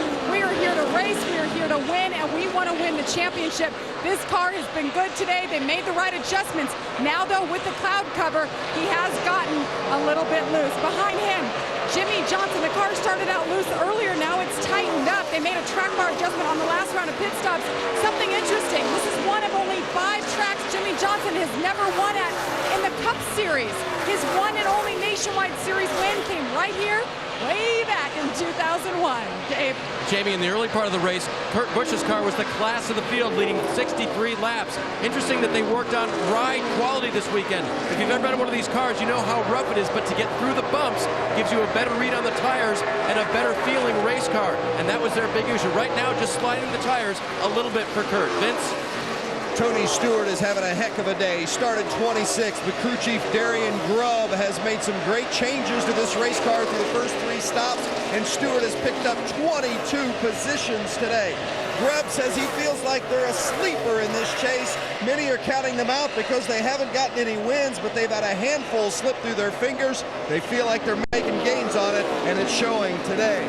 The 18 of Kyle Busch. Remember, he made that 2-tire change on the first stop, and that allowed them to gain some track position, but uncharacteristically, they've made a couple of mistakes on pit road. They had a chassis wrench fall on their second stop. Kyle overshot his pit box on the third stop. On the track, they're pretty good. It's a little too free. They'll make a wedge adjustment next time. Dave? Ryan Newman started the day 4th. He runs in the 6th position right now. Interesting, his boss wants to be the sleeper. This team says they want to be the underdog. Nobody expects us to win, they have said. Today so far, the car just a little bit difficult to turn. They've been making small steps to try to free it up, and Newman is trying to make progress forward. Doc? Pole sitter Matt Kenseth led the first 30 laps and said the car got tight entering the corner. They made an adjustment, but it hurt him off, made him loose off. After a couple more pit stops, now Matt said the car is plowing tight and chattering the tires. They will make an air pressure and wedge adjustment on the next stop. Behind him, how about the move for Kevin Harvick? He said he made a mistake in qualifying, hit the apron, started way back in 30th spot, and now he is battling Matt Kenseth to try to take the 7th spot away. Up 22 positions for Harvick, who is a 2-time winner here, as he makes the pass. Behind these two is the 1 car of Jamie McMurray. Not in the chase, so Jamie needs to win a race. He won 3 a year ago, and here in Chicago, very important, the world headquarters of his sponsor. Right now, Jamie complaining the car tight in the middle. Dave. Paul Menard started the day on the front row, part of that all-Wisconsin front row for the first time in Sprint Cup. His car's been mostly loose today.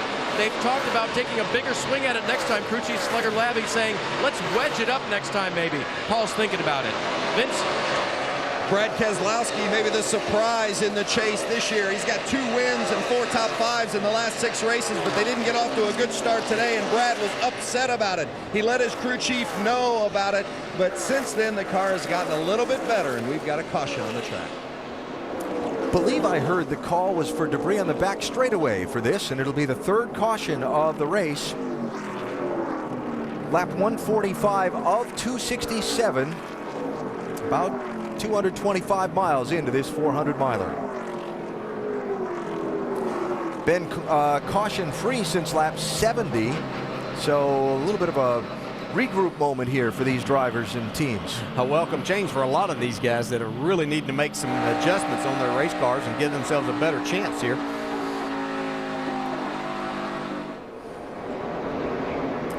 See that 31 car of Jeff Burton is the first car behind leader Carl Edwards. Burton going to get the lucky dog free pass here. Cycle himself back around onto the lead lap. Jeff is in 21st position. Trapped a lap down by this cycle are going to be Jeff Gordon. And trapped 2 laps down, Denny Hamlin.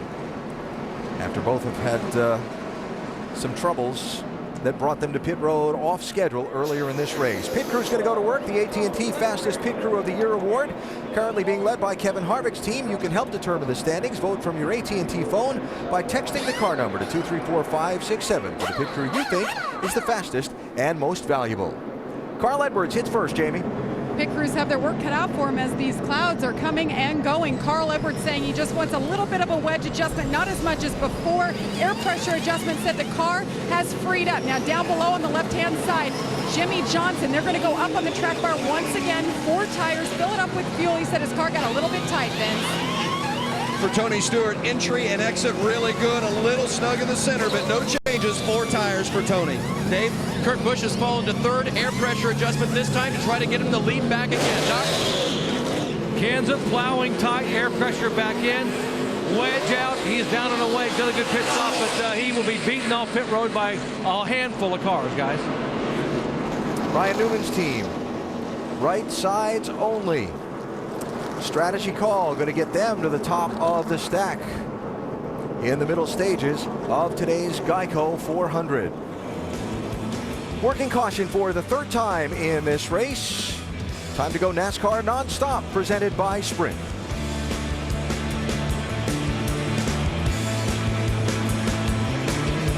I love this card. With the Bank Americard Cash Rewards credit card, we earn more cash back for the things we buy most. That's 1% cash back everywhere, every time. 2% on groceries. 3% on gas, automatically. No hoops to jump through. That's 1% cash back on Oscar. Tony. Oscar. 2% back on whatever she'll eat. 3% back on filling up this baby.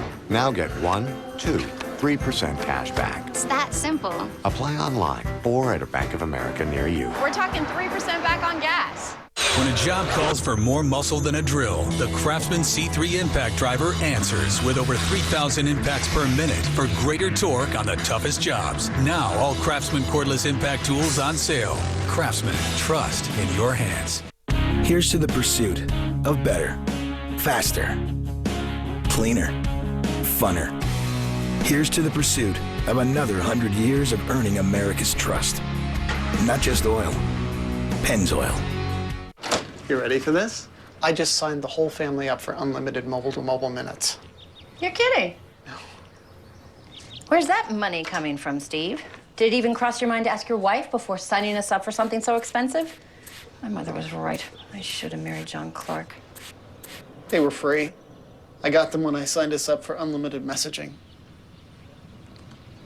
Get more value from AT&T. Buy an unlimited messaging plan and call any U.S. mobile phone free. AT&T. Welcome to an exclusive tour of the 2011 NASCAR Nationwide Series. We have big changes to discuss and new faces to meet. But first, we're going to take a look at some of the new cars hustling their way into the series. Just traded some serious paint with that Mustang. These are some of the new faces that I mentioned earlier. Of course, their faces aren't always this angry looking. The 2011 NASCAR Nationwide Series. Something new around every turn. People love getting all the inside stats from ESPN Next Level on their Samsung Smart TV. And on their Samsung Galaxy Tab. And on their Samsung Galaxy S2.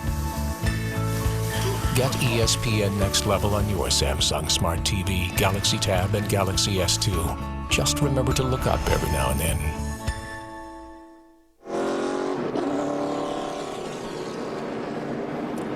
Little action on pit road under this caution in our NASCAR Nonstop presented by Sprint as we work the middle stages of today's Geico 400 at Chicagoland Speedway. Our Dodge race rundown. What's happened so far? Well, we were supposed to be running this race on a Sunday afternoon.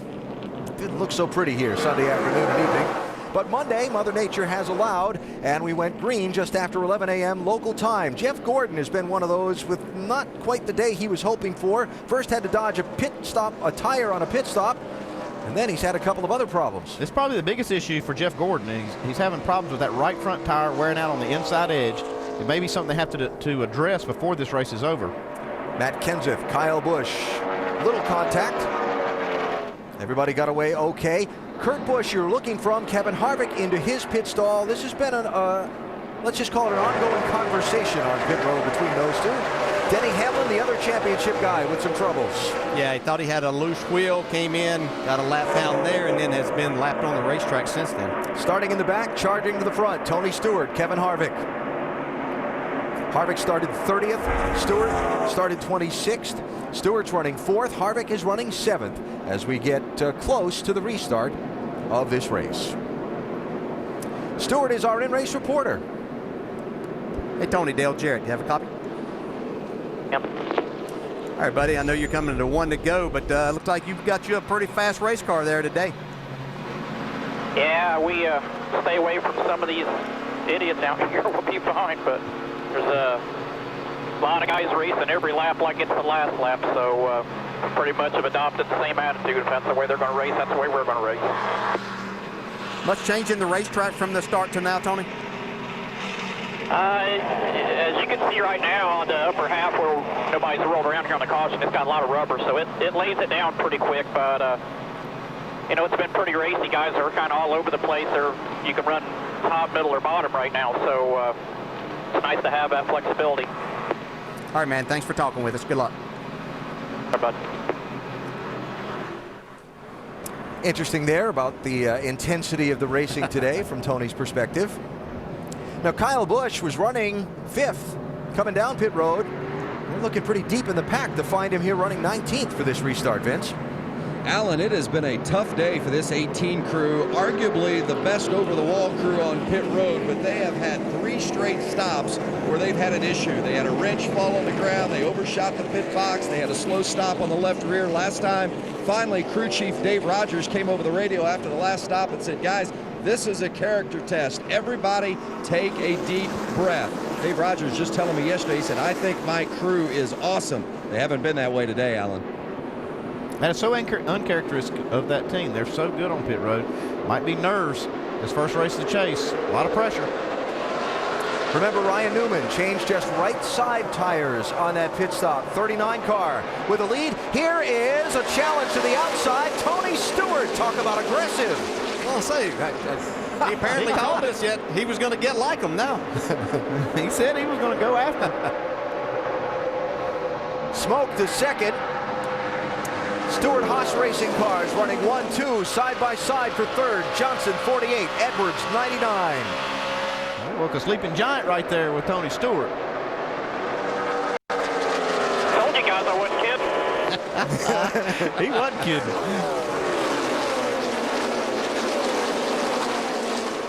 Oh, Harvick had to chase it there a little bit, up off that bottom line, the red and white car. Yeah, really got him jammed up there. Jamie Murray did a nice job of staying off of Paul Menard and not creating a problem. See Kurt Busch going by Carl Edwards now.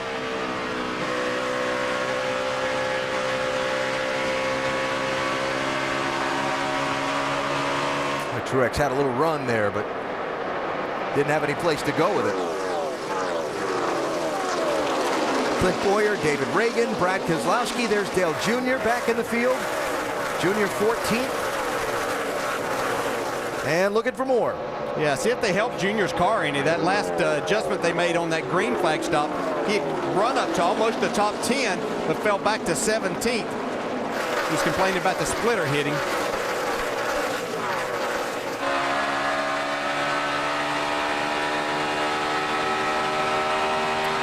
Scoring serial on Dale Jr.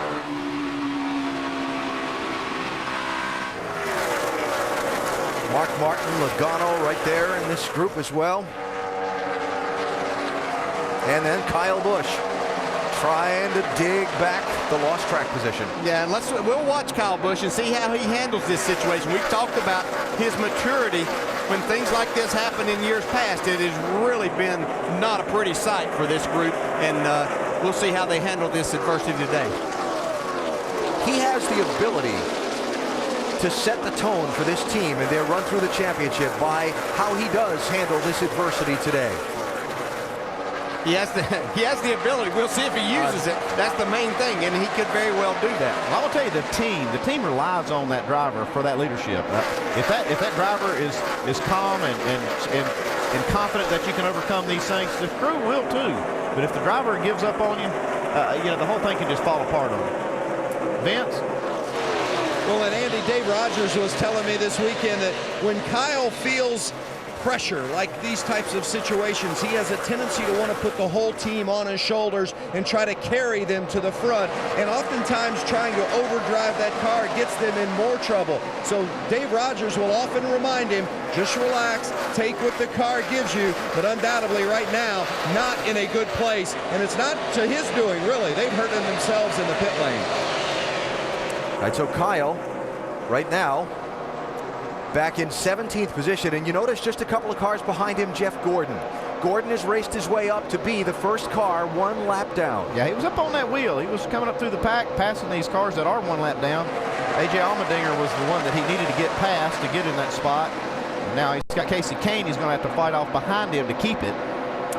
Kane in the 4, a couple of cars back. So Gordon needing a caution in position to get that free pass and come back around onto the lead lap. There's Alan Gustafson, his crew chief. Brian Vickers in the 83 is a lead lap car, running just in front of Gordon, the Vic in 18th spot.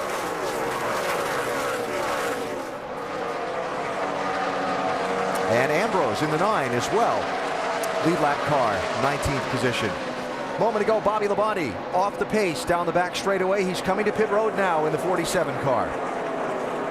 He's going to take it behind the wall. He got back up to speed. It was almost like he slowed down and changed boxes and thought that may fix it. And so obviously would tell me he's got some type of engine issue. Labonte joining Robbie Gordon, who went to the garage earlier with a problem under the hood. Joe Nemechek, David Stremme, Josh Wise, Michael McDowell retiring from the race in its earlier stages. This is for second place, Jimmy Johnson and Tony Stewart. See the leader, Ryan Newman, just up in front, who took those 2 turns. I've been really pleasantly surprised to see Newman stay out front this long, because that was quite a few laps they had on those left side. Wondering how that may work, but this car likes that clean air, apparently. I'll tell you, Ryan Newman's a bulldog, too. Now, he won't give up. He's going to take this and make the most of it. You got that clean air, and he's not going to give this lead up easy. He's one of those guys you can put 2 tires on and really see what it'll do.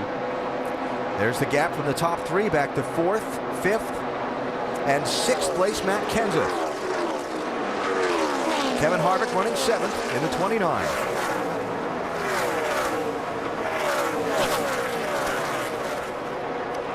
Heard and seen a little bit of back and forth between Kevin Harvick and Kurt Busch's teams on pit road today, Doc.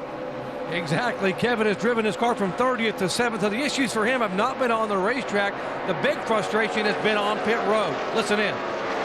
Next time, that's twice they've done it, Gil. And I'm telling you, I don't want to do it, but I'm going to have to. And you know what I'm going to have to do. 10-4. Tell them one more time. I mean, that was it. So, I mean, you just don't want to do what's coming next, but you're going to have to, because they're not cleaning all their messes up on pit road. We've got to stop shorter now that he's running better, because he's trying to stop short, not to be blocked getting in. We're going to stop way short, gentlemen. And up front, here is for the lead, Jimmy Johnson to the outside of Ryan Newman. And to the point. So Johnson to the lead. Let's go back and clean up the details on this Kurt Busch, Kevin Harvick pitting situation. Dave? Alan, obviously that second voice you heard was Kurt Busch talking about stopping short. Here's what they've done. The crew has moved this fence from the yellow line back there about 6 feet shorter this way. Kurt's pit is here, Kevin's is in front. And then Kurt will stop at the white line over there with his tires just beyond it. The back end can hang over, but the tires have to get beyond it to be in the pit stall. And Alan, the caution's out. We'll see how they work. Jamie McMurray. Smoke trailing from the 1 car. You can hear that thing come by the start-finish line. Yeah, wow. No more than about 3 or 4 cylinders. All right, road crew, go to the garage. Had a good run going. Seems like Jamie McMurray's kind of a capsule of what his season's been about. When they've had a decent car, and something always happening. Jamie was running 9th at the time of his problem. Looks like Gordon might get that free pass here on this round. Little, it's blowing up, okay? I don't think might. Okay, he did. Make it official. Jeff Gordon will come back onto the lead lap, 22nd place. I'll have to say he ran hard to get that, but the 4 car was chasing him down right before that. They still need to make some adjustments on Jeff Gordon's car for sure. So let's see. In this last stretch of race, we've had Jimmy Johnson run up and pass Ryan Newman, who took just right side tires on the last pit stop. We have documented a little bit of the side-by-side pitting. I don't want to call it gamesmanship, but conflict that's going on there between pit crews, where you stop, what you're doing with your equipment while the other guy's trying to get in and out of his pit stall. This is the shortest run we've had so far, too.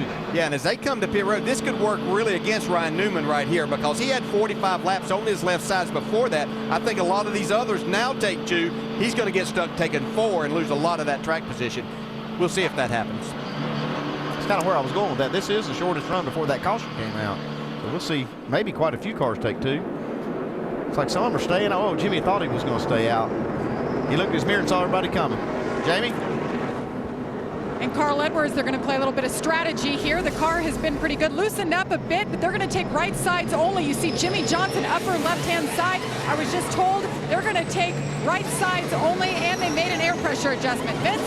Bottom left of your screen, Tony Stewart, also right sides only with a slight air pressure adjustment. Just needs to rotate the center better, Dave. Ryan Newman likes his track position. They're going to take 2 again. Fill it full of fuel. He's gone, Doc.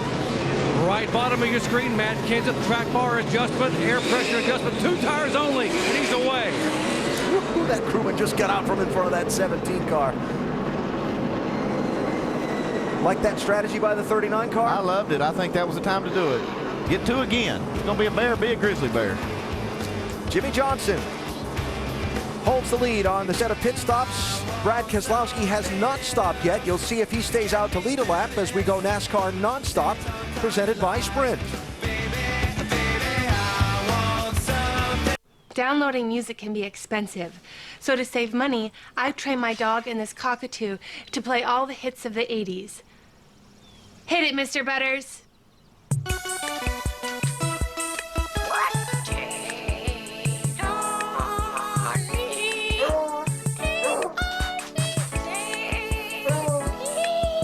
There's an easier way to save. Get online. Go to geico.com. Get a quote. 15 minutes could save you 15% or more on car insurance. Your car is everything. And for over 30 years, AutoZone has had the parts you can count on and the trusted advice to help you keep it going, whether you're Mr. DIY or a master mechanic. Parts are just part of what we do. Get in the zone. AutoZone. They shelter us from the storm. They teach us that beauty grows with age. They give us the air we breathe. And they can explode into colors we never thought possible. The nature of trees reminds us that there are bigger things in life than us. A lesson best learned in a 19 million acre land of giants. Welcome to the woods of pure Michigan. Your trip begins at michigan.org. Scorching speeds, heated rivalries, hot laps, burning grills, boiling tempers, victory burnouts, and smoking hot trophy queens. A sport this hot calls for a beer this cold. Frost Brewed Coors Light, the world's most refreshing beer and the official beer of NASCAR. I asked for free, and they got free. Who doesn't love free? I like free. You asked for free, we give you free.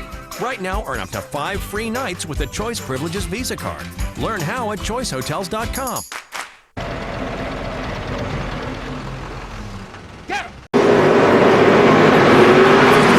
As you saw in NASCAR Nonstop, presented by Sprint, Brad Keselowski did not come down pit road after staying out to lead a lap. He stayed out, period. We'll follow up on that in a moment. First, a reminder that the next race in the chase for the NASCAR Sprint Cup is Sunday at New Hampshire, the Magic Mile. ESPN coverage 1 Eastern, beginning with NASCAR Countdown, presented by Napa. 7 different winners in the last 7 races on the Magic Mile. We've seen guys get their championship hopes wrinkled up on that track's tough, flat corners. How does it play out? That's next Sunday. Actually, it's this Sunday at New Hampshire here on ESPN. How about the strategy on Keselowski, Vince? Well, Paul Wolf, the crew chief for Brad Keselowski, decided to keep his driver out and not come with some of the other top runners. And here's the radio communication as they discussed it. Not sure why everybody would pit when they're not in the window there, Paul. Sure you got all the numbers right there? 10-4. All right, I trust you, Ben. I think those last words were the most important. I trust you. Remember, this is Paul Wolf's first race as a crew chief here at Chicagoland Speedway, and he's been the first one to say they always feel better when they've come back to a track a second time. Well, I mean, he's in a pretty good spot leading the race, but we'll see how this strategy plays out for him. Keselowski leading, Jimmy Johnson to his outside. Remember, all these front runners took just right side tires on their pit stops. 99 laps to go. Get back to that fuel window discussion in a minute. Let's see how this restart shakes out. Yeah, Brad didn't spin the tires on the start there, but it was almost like when he got to high gear that the car really wiggled just as he got to turn one. You see Johnson able to take the lead. Keselowski was 11th before the pit stop. First at the restart. Kyle Busch, 18, trying to make up some lost ground from earlier.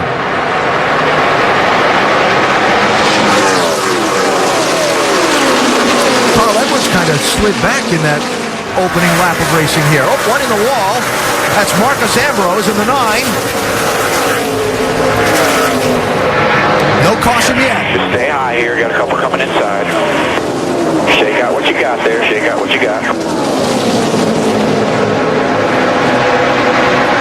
What he's got is a damaged race car. Yeah, but we've seen these cars be pretty tough. He's back in the throttle now. So he apparently feels like everything's okay. Ambrose lead lap in that 9 car.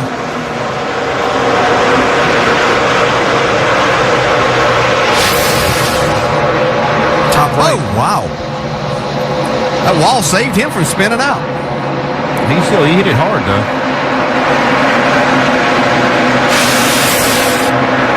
So Ambrose back up to speed. He's in 21st position. He's the last car on the lead lap. Now, some of these cars in this group back here that are side by side, some of them were a lap down and looking perhaps to take a wave around on that caution, a strategy that was foiled when Brad Keselowski didn't pit. Denny Hamlin was one of those guys that was a lap down and maybe had the opportunity to get back on the lead lap. I think they were counting on that. Everybody making that pit stop and getting that lap back. Dave? Here's what happened. He had been 2 laps down. He took the wave around last time. That was on about lap 114 when he pitted for fuel the last time. So 50 or so laps in, he was ready to pit. He was on the apron. He was going to come to pit road and go laps down again, and the caution came out. So it was fortuitous for the 11 car. So it still worked out in his favor. Yep. Hey, look at that crossover moving by Gordon. Jeff back in 20th place. 42 Montoya is not on the lead lap. He's a lap down in 27th place. And Hamlin going to take to the apron.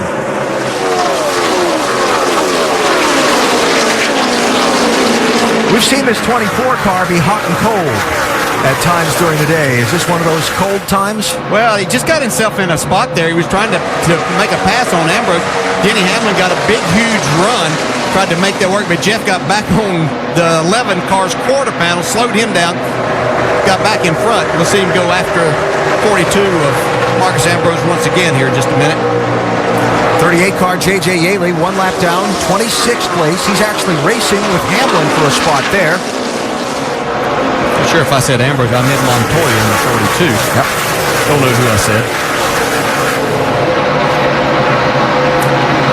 There's Jimmy Johnson, saw him clear Brad Keselowski on the restart and open up that much of a gap. And we're looking for Carl Edwards here, who slipped back several positions now since the restart. He was running in 5th, Jamie. This is the worst he has been all day, and he's done it all himself, Alan. It's been on the restarts. 2 restarts ago, he said, guys, I just messed up. I was a sitting duck. He went back 3 positions. Right before this restart, he came on the radio and said, I need to practice my restarts. I need to be better. The NASCAR officials are going to make a montage of my restarts. Joking, but he lost about 7 positions right there, Alan. Yep. So Carl all the way back in 13th position right now, and he's got Dale Earnhardt Jr. behind him in the 88, and that is for a spot.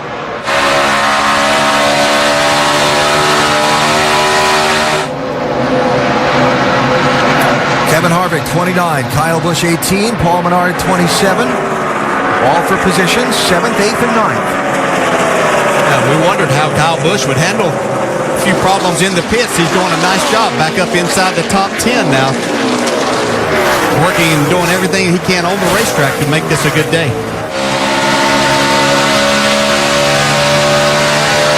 Earlier in the race, the 18 took just right sides only on a pit stop at lap 32. Competition caution early in the race, went to the lead, held most of that track position during the next run of the race. But on a few different occasions on pit stops during the day, they've had some troubles and lost ground on their stops compared to others on the same strategy. It looks like a solid race car with 2 tires, for sure.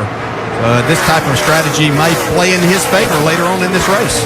All right, let me come back to that fuel window thing that Keselowski's team was talking about. They made that pit stop with just over 100 laps to go. Fuel mileage here is going to be in that 50 or so range, depending. Yeah, I've seen, I think that the fuel tanks can do it. We've seen a lot of cars make early pit stops under green, mostly for tire issues. Or, I don't think they've actually ran the cars out of fuel. It looks like for the 2 car, they're on that 40-lap cycle, and they last pitted on, like 146. That would have made them to make 2 more pit stops to the end, kind of breaking it up in 40-lap segments. So that might be what their strategy is. You can see Paul now, he's stressing over this a little bit because he's thinking now, if these cars can make it on 1 more stop, I've got to make 2, and this has put me in a bad spot. And again, so many races this year have played out on strategy and mileage. Yeah, and that's these drivers that see Tony Stewart go by and take that 2nd spot away now. But if we see them trying to go that 50 laps, we've already seen some real wear on the right side tires. So could that get the caution that the 2 would be looking for? I think that is what Paul Wolf's counting on. Harvick, Kyle Busch, 29 and 18. A couple of drivers that at times have had their encounters this year that have been on less than friendly terms. That was kind of a polite way to say it, wasn't it? That was. They've been mad at each other several times on the track and off this year. Well, he's got to be careful right here. He's got his brother with him right now.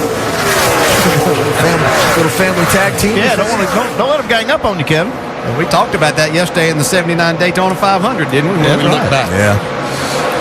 Continue to watch this race and anything else that breaks out on this racetrack for position or otherwise, as we proudly go NASCAR nonstop on ESPN. Presented by Sprint. Jimmy Johnson is the race leader.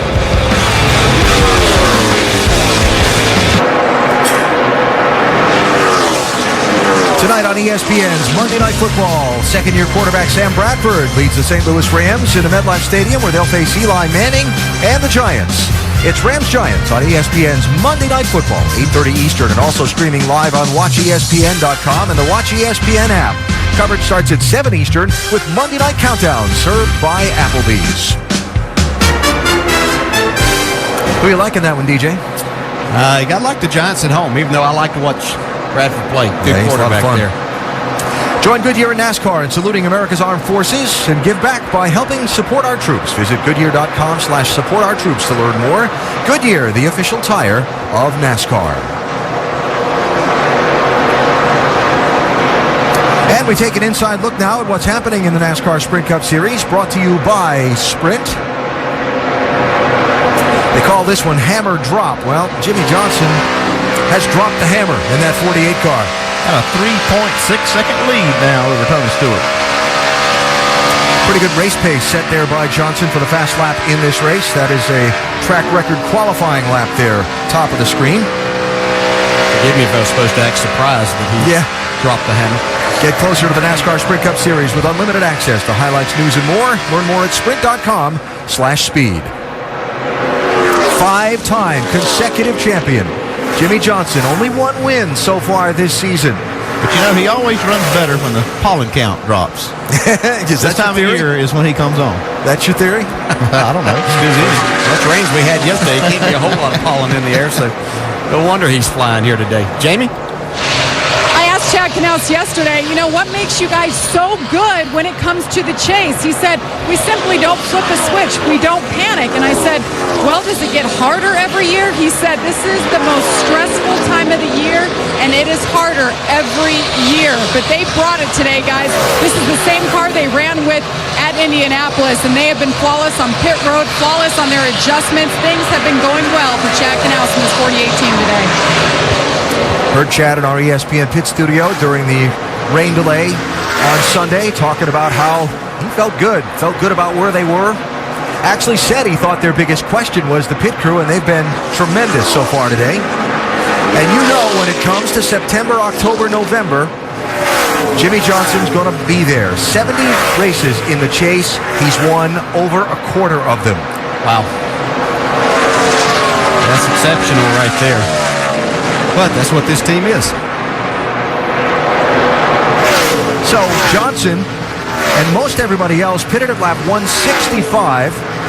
The third place runner, Brad Keselowski, last stopped at 146. So, Vince, are we going to be seeing them pretty soon on the pit lane? Well, not only are they going to be shorter on fuel than everyone else, but right now the biggest concern for Brad is his race car. His crew chief, Paul Wolf, said the key for Brad is to have a car that's snug enough coming off the turns. And right now, Brad says on a 10 scale, he's 7 or 8 loose coming off. That's not a good combination for the two-car Brad Keselowski. I'll tell you, even with all that, I'm impressed with this run. He didn't get tires when they did. They got right sides. He stayed out. And he's running lap times of as good as anybody, like the second, third fastest laps on the track. But at times, he has had his hands full behind the wheel. Watch when Tony Stewart passed him for the second spot a few laps back. I didn't say it was easy, but he has had his hands full. Wow, that thing is loose. Nice save right there. All clear. First time I've seen you get loose in. Nice save, though. Joey Meyer, the spotter there. Yeah, the hand said he was loose in. Yeah. So if this two-car pits under the green flag shortly, you will see it.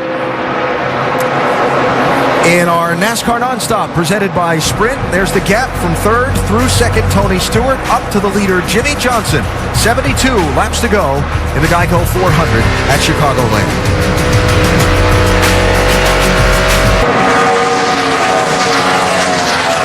300 miles into the Geico 400 at Chicagoland Speedway. The opening race in the chase for the NASCAR Sprint Cup. Jimmy Johnson leads. Tony Stewart is 2.8 seconds behind him in second place. And as you saw in our NASCAR Nonstop presented by Sprint, Brad Keselowski did make that green flag pit stop a moment ago. Talk about a couple of other guys who are gradually and slowly chipping their way forward in the running order of this race. Mark Martin in the 5 has moved up to 8th spot. Yeah, Mark's been really solid here. First part of the race, I don't think they had the handle on this, but they made some really nice adjustments. See him racing and battling Kevin Harvick here. That's 7th spot now.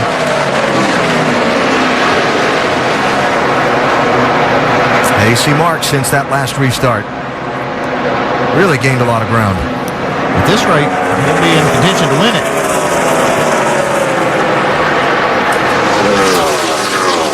And there is Keselowski, who is the second car a lap down in 21st position.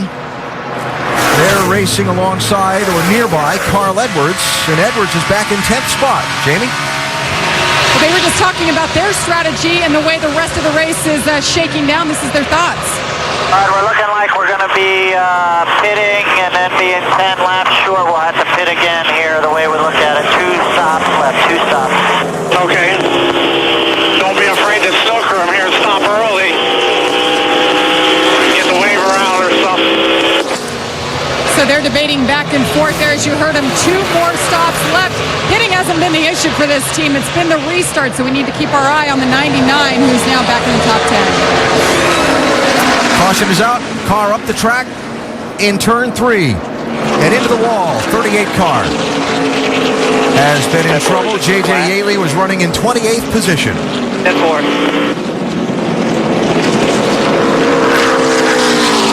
And that is the 5th caution of the race. Now, following off that radio about needing 2 stops, caution with 63 to go as we look ahead from Casey Mears. This is the best case scenario, really, for Brad Keselowski.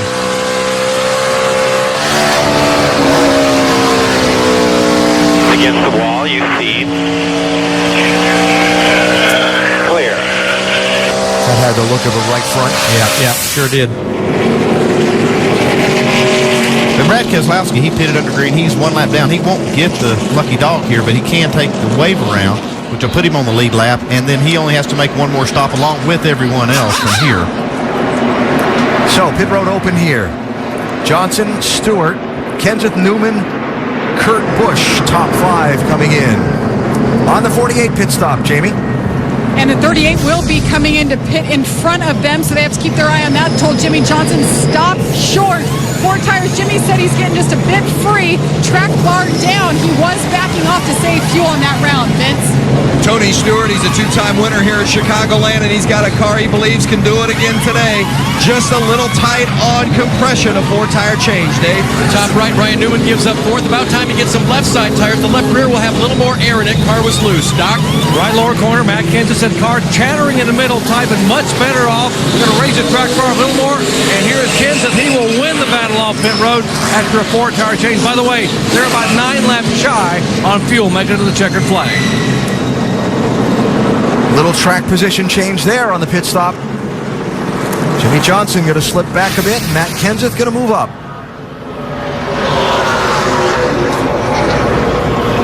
And the 22 and 29 come off the pit road together, pitting next to each other on the pit lane. Does Brad Keselowski take the wave around? We follow during NASCAR Nonstop, presented by Sprint.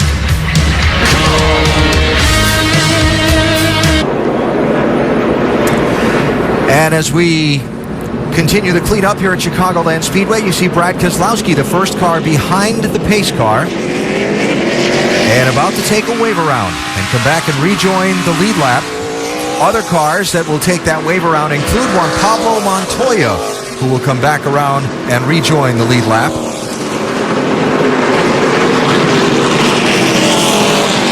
And the field doubles up for the restart. Last restart, Carl Edwards in that 99 lost some ground. I'm saving fuel. It's not going to do us any good. Yeah, see, I think, just for the notes, I know it would have been a risk, but I think that 2 car now can just stop once. He'll get to drive around, then be on the lead lap and only stop once if it goes green. Yeah, probably so. We're only going to stop once also. If this driving thing doesn't work out for Carl Edwards, he'd make a good crew chief. He keeps up with it good. Yeah, I like that. Jimmy Johnson was the leader coming down the pit lane. Now Matt Kenseth is. A 17 crew gets it done. We talk about them a lot, I know, every year, but they are just solid and put Matt in position to win a lot of these races. And they take that number 1 spot they earned in qualifying with a pit stop like that. Going to gain spots every single time on pit road. And continuing a theme for the day, Kyle Busch's team lost 5 spots on that pit stop. Just so out of character for this team. So, we're going to go top racing. 10. That's a good thing for him. Going to go racing with 59 laps to go. Top 6, all drivers in the championship.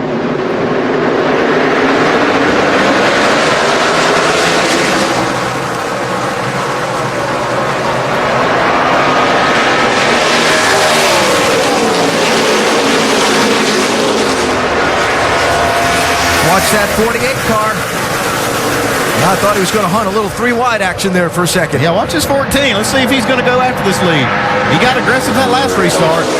Stewart outside in the 14. Kenseth low in the 17 with a bobble. And Stewart's going to go out front. Stewart said, I drive like that too. Great job, bud.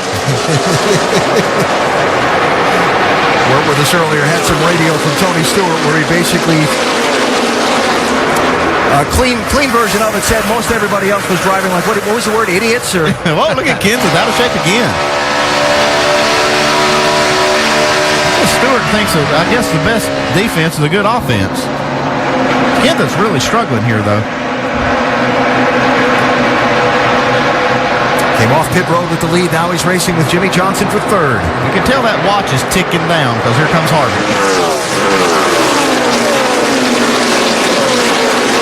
And this is where he's actually lost some time. It's been on these restarts. See if they've made some adjustments to help Harvick stay in contact with the leaders better. Truex up to 6th, Menard to 7th. This is a race for the first car 1 lap down and the free pass as Allmendinger kind of bobbles up the racetrack in the 43. Talking about 78 and 11. Hamlin in the 11 trying to get back on the lead lap after an unscheduled stop earlier in the race. 78 is Regan Smith. Regan's actually on the, he's on the lead lap. Kind of caught up in that. Looks like Casey Kane and Denny Hamlin are racing for that lucky dog spot. Dale Jr.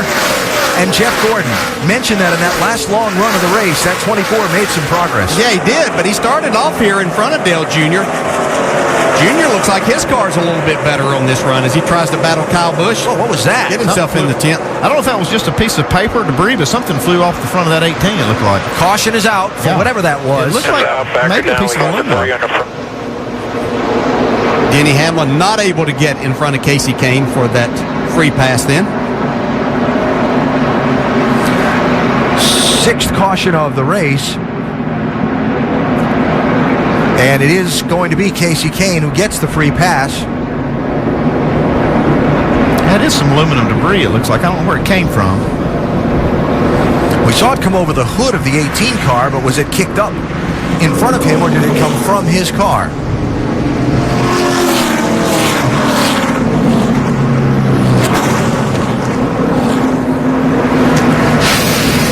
Let's see what we can see here. It's kicked up in front of him. Yeah, out of the 22 car? I don't know if the 22 ran over it, but that's where it came from. It's like a piece of an inner crush panel, an interior panel that's in the wheel well. I'm curious if that came off that 22 car, or it came out the back of the 22 maybe. Yeah, I didn't see the 22 run over it, so it obviously came out of that car.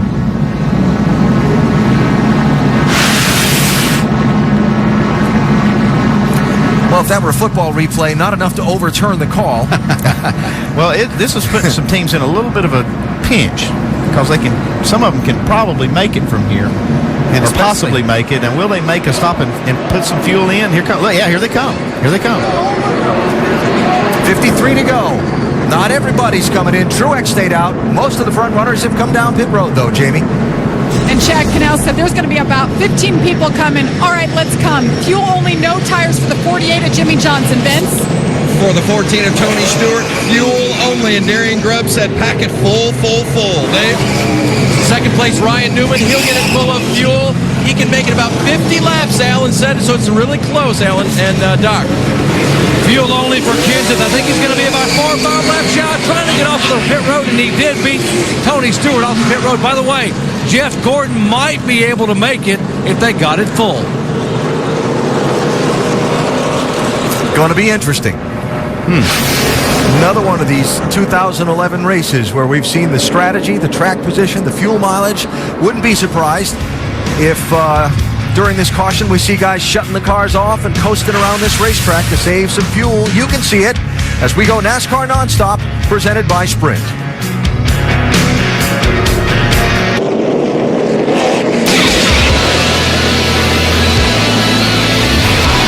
NASCAR Sprint Cup Series Geico 400 at Chicago is brought to you by Geico.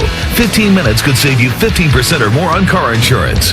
Goodyear, chosen for superior performance. Goodyear, more driven.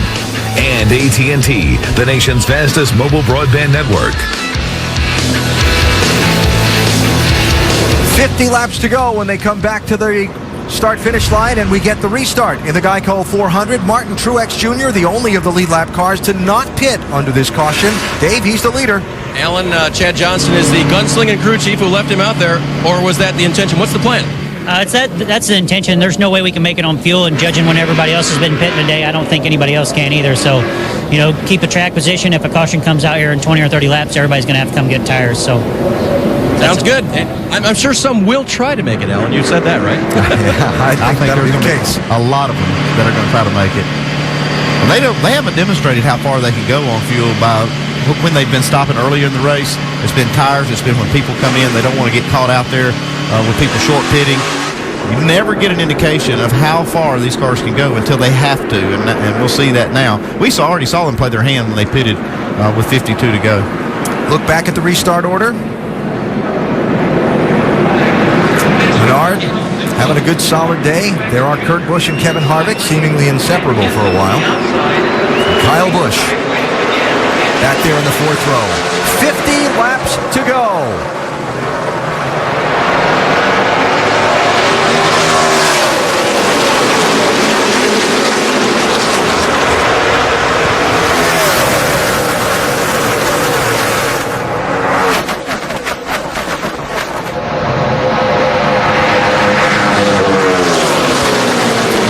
Trying to hold off Matt Kenseth for the race lead. Tony Stewart, remember how aggressive he's been the last couple of restarts? Trying to find a way through in that 14 car. Been able to hold off Jimmy Johnson for that third spot and see what he can do.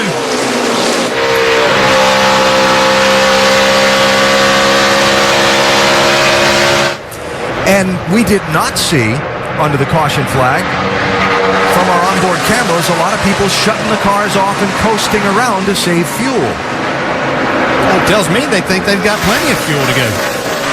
But it tells me.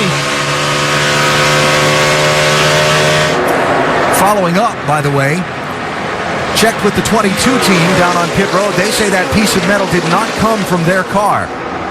18 team says as well, so maybe something somebody else dropped, that those cars just were the first ones to kick up and hit. I would have said the same thing if they'd asked me. Not for my car. Check with someone else. 18 Kyle Busch does have some nose damage on that car. Must have been from when we saw that debris hit his car. Kyle running in ninth. Jeff Gordon, Dale Earnhardt Jr., 24 and 18 for 13th place. Joey Logano right behind them, the 20 car. He runs 15th. And for second, Mr. Five-Time, Jimmy Johnson. Check that for third.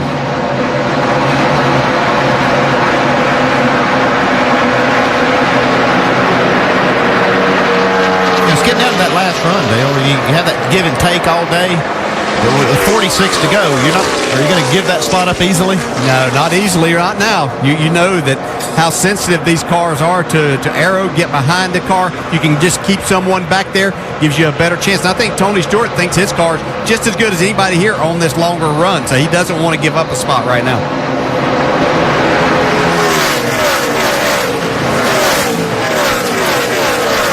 Denny Hamlin with more troubles. Yeah, that came from contact a little bit earlier. About a lap after the restart, he got in a 3-wide situation.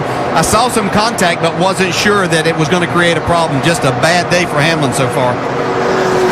Unscheduled pit stop earlier in the race got him behind. They were never able to get enough waiver rounds or free passes to get back on the lead lap. Now he's going to lose some more ground. Take the left side up, guys. That's just a little bit of fuel. So the 12 seed is going to start his chase by digging a big hole. Yeah, and I think that contact may have come with Greg Biffle down just off of turn 4 and down the front straightaway through the triangle.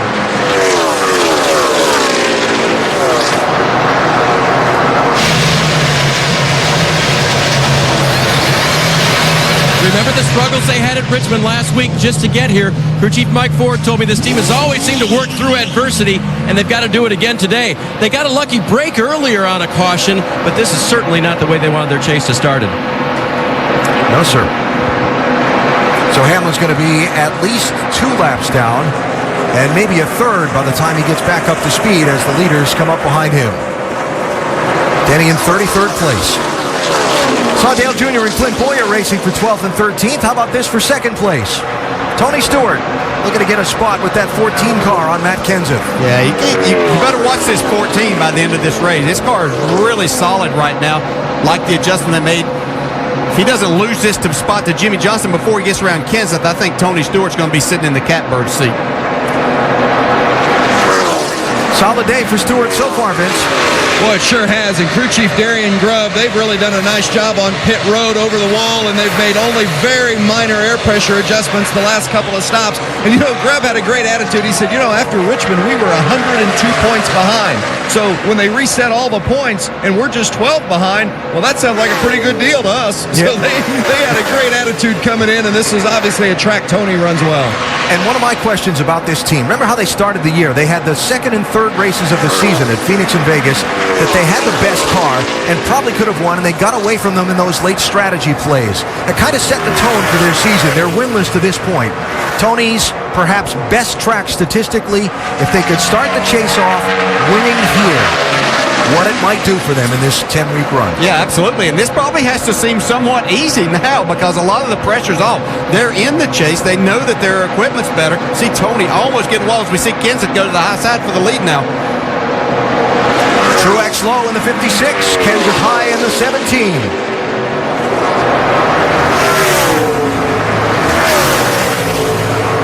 And new leader will be Matt Kenseth. 40 laps to go. Yeah, see a big run by Tony Stewart off of turn 2 from that high side. Should be able to take that spot. See if he can track down Matt Kenseth again.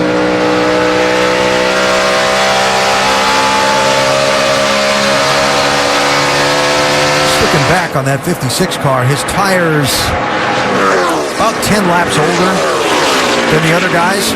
Enough to make a difference? Yes, somewhat. That's not the biggest thing. I think he hasn't been, these other cars have been better. I think the biggest thing is he had air pressure up, and these other guys, it took a little bit of time for all of that to come back, even though there was just fuel that last time, but it does make a difference. Kurt Busch. It's like this is Dale Jr. making a charge going forward, going by Kurt Busch now. Man, the last few runs have been a lot better for this 88 car and Dale Jr. They've made some nice adjustments. Dale Jr. cracking the top 10 for the first time all day, while Kurt Busch, who's been up front all day, is sliding back, Dave. Yep, Alan, and he is not happy about it. Unbelievable. Unbelievable. You know, the stuff gets old after a while. Just have to tell you. It just gets real old watching them drive away. It just makes me feel we're the worst we can be after the final pit stop. Oh, wait. We did again. Now, for feedback, he is telling his crew chief it won't turn into a 50-acre field, but I think the main thing to listen is that it's when the track gets rubbered up. Kurt's been talking about that, and he does say to crew chief Steve Addington that seems to be happening every week. So they've got to work on what happens later in the day when the track gets full of rubber and it's different than when it starts the day. Yeah, I talked to Kurt a little bit about this, and he feels that there's two things. As the track loses grip, and that's whenever it rubbers up and the temperatures go up, that's whenever their problems start. So Kurt back to the 11th position now in that 22 car. You see Harvick making a run on that top side, going around Paul Menard for the 6th spot, but what a great job by Paul Menard here today. He started up on the front row and he's doing a nice solid job all day long. Right now, the only, he and Martin Truex, the only two inside the top 10 that aren't in the chase. And after a week that could have been very distracting and so on, with all of the allegations of the intentional spin out at Richmond, they've been... Yeah, that's how you answer it. Come out here and do your job on the racetrack, and everybody forgets about that. And Tony Stewart trying to close this deal right here, Doc. Indeed he is, and now Matt Kenseth is the guy that's in his sights. But up in front of him, Matt Kenseth on the 17 car, it is nail-biting time. The two words they don't want to hear, fuel mileage. Listen in. 10 laps on tires, Matt. Just do the best you can. Save us a little bit of fuel. Everybody's in the same boat. We're about 3 laps short. Some are 1 to 2. Now, best case scenario for Matt, they would be 3 laps shy. Worst case scenario, based on what they've been getting, they would be as many as 7 laps shy on fuel. Kevin Harvick in the same boat. The only one down on my end of the pit road that might have a shot, very, very close, would be Jeff Gordon. And how about that if he makes it all the way, given everything he's dodged today? Yeah, and I'll throw somebody else out there that has a little damage on their race car, but Marcus Ambrose pitted on the very last lap before we went back to green. So he's got a couple more laps of fuel to the good, even though those are some caution laps. So he is running at a pace that he could possibly be out there and be a part of this. Well, I talked to a lot of crew chiefs in the garage area here over the weekend. This was their greatest fear, the crew chiefs involved in the championship. The theme that we've seen all season long of fuel mileage races and strategy races coming down to a nail-biter at the end and being on the wrong end of it. Yeah, I mean, that's what you really worry about every time you fire them up, is that you can make, you want to make good calls, but you don't want to make a call that can really ruin your day. Tony Stewart, a couple of car lengths back now for Matt Kenseth in second, Vince. Before the race, I talked to crew chief Darian Grubb. I said, how many laps can you go on fuel? And he said 50. Well, their final pit stop was at lap 214. That would leave them 3 laps short. But about 20 laps ago, Darian Grubb told Tony Stewart, we're 1 lap shy. Try to save me some if you can. Well, that's doable as a driver for sure to be able to save. And that may be as much as what Tony's doing right here and maybe trying to run Matt kind of hard, but not use up all of his fuel either. It's a perfect situation to save fuel. If he's got a better car, which it appears he does, than Matt Kenseth, he can back off early, not touch the brake. He can, still stay right, kind of tracking him in the draft and save some fuel. Dale Jr. doesn't look like he's saving much. Well, he's really making a charge here. You see he's caught Kyle Busch now, trying to take that 9th place away. And for the lead on the right, Tony Stewart under Matt Kenseth. And to the point, 29 to go. What are you hearing, Doc? Well, Jimmy Finnick, exactly what Andy Petrie was talking about. Jimmy Finnick told Matt Kenseth, hey, let him go. Let him go. We got to save some fuel here. Don't worry about the 14. Let him go for now and save us some gas. Smart moves. Jimmy Finnick was one of those guys I talked to. And Dale, this was a conversation we all had earlier in the week. You talked about how that was an overriding theme to a lot of people in this chase, was how this type of racing that we've seen all season long, these strategy races, might affect this championship. Yeah, and absolutely. And having 5 of these races on 1.5-mile tracks, we're just going to see more and more of that type of strategy play out. So how's it going to unfold over these final 28 laps? Will there be another caution? Will somebody run out of fuel and take a big hit in points? Will the way the finish turns inside out play out during NASCAR Nonstop, presented by Sprint? We'll see.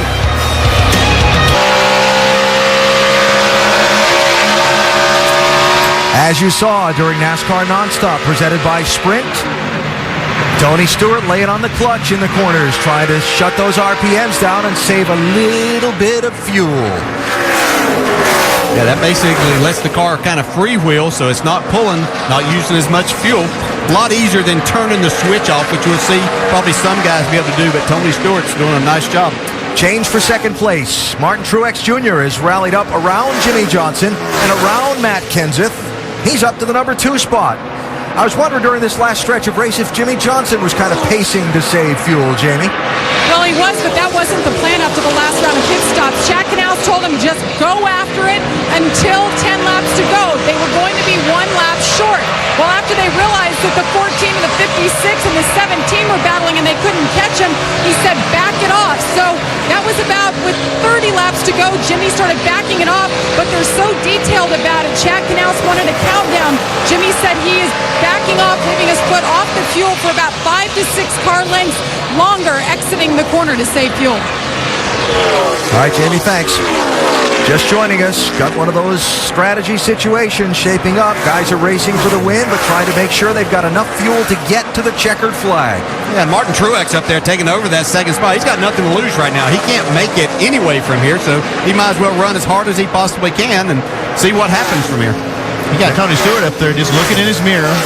So, like I say, clutching it. He's running decent lap times doing that. He's learned how to do that well and run fast enough and save fuel.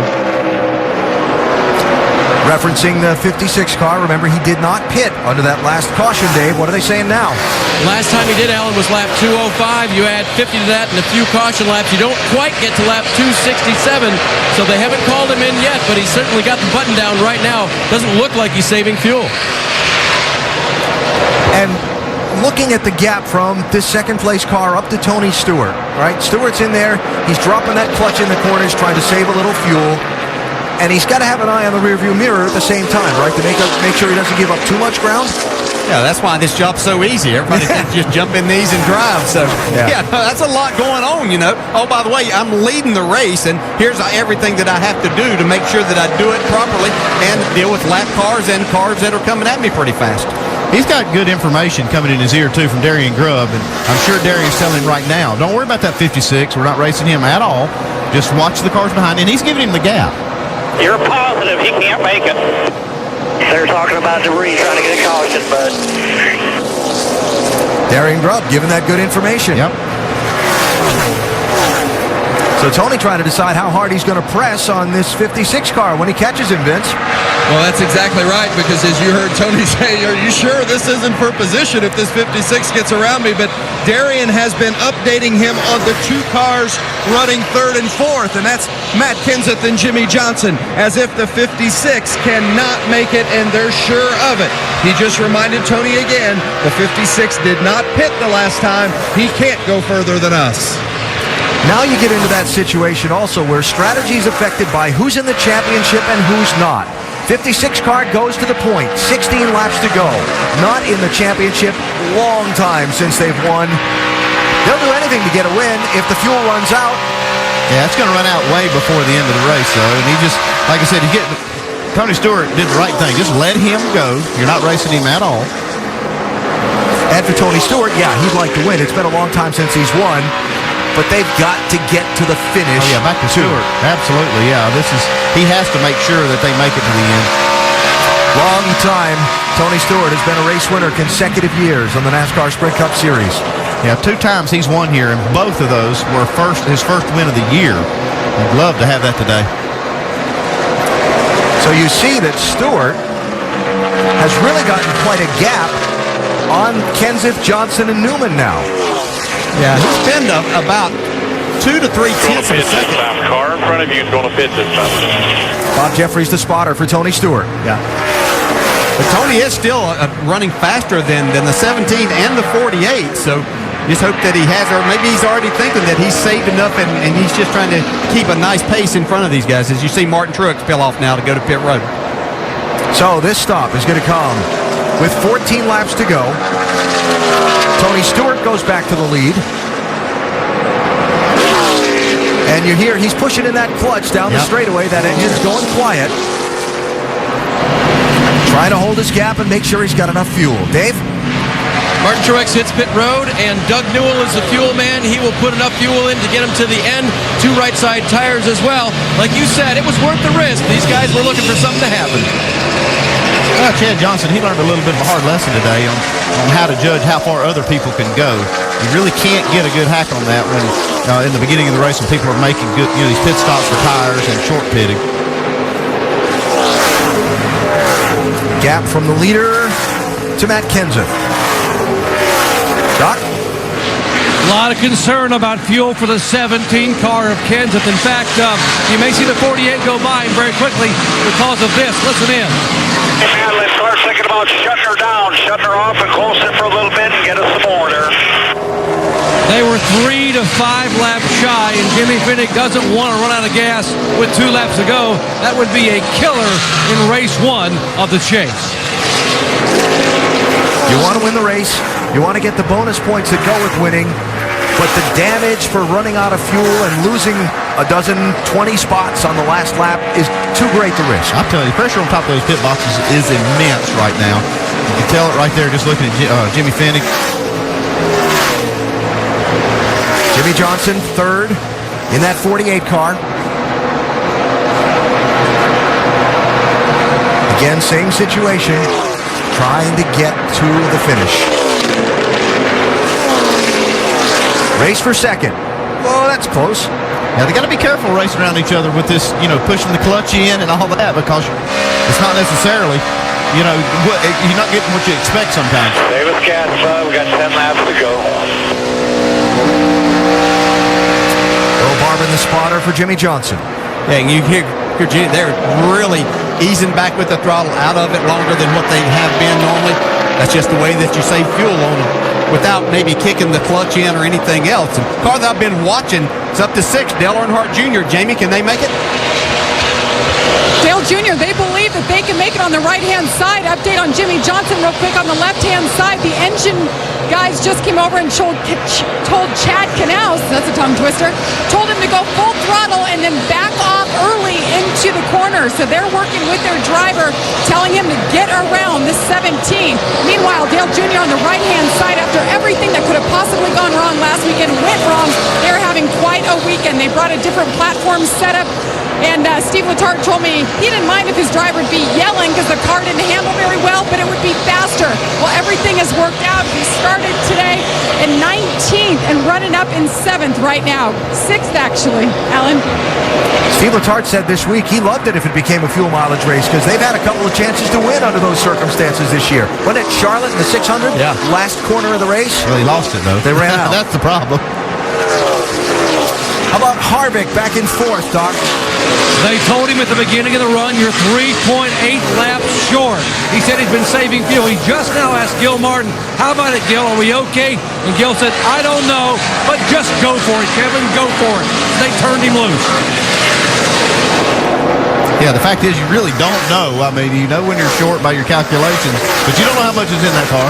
No, and it's hard to tell as a driver just how much you've done and what you've done. We talked about Jimmy Johnson there telling him they don't want him part throttling down the straightaway because that could mess up the engine and hurt the engine, so they don't want that scenario. They'd rather have him run out as to blow up. So Harvick in the 29, by Kenseth in the 17 for 3rd. Tony Stewart leading 2.3 seconds ahead of Jimmy Johnson. Kevin Harvick 3rd, Matt Kenseth 4th, Ryan Newman 5th. Earnhardt Jr. in 6th is 6 seconds behind. There's the gap from 1st to 2nd. 6 laps to go. Harvick for 2nd on Johnson. He's saved plenty. Yeah, he's not saving any now. It's a gamble for him to go now. And it puts pressure on Stewart. Yeah, they were just about a half a tenth apart there is all that Harvick was able to beat Stewart the last time, so Tony's still running pretty fast. 5 laps to go, 5. See right there, Tony Stewart just pushed the clutch in. Easing it out a little bit now. I tell you, this takes a lot of skill to do what he's doing and saving fuel and trying to run his lap times fast enough to win. Watch this.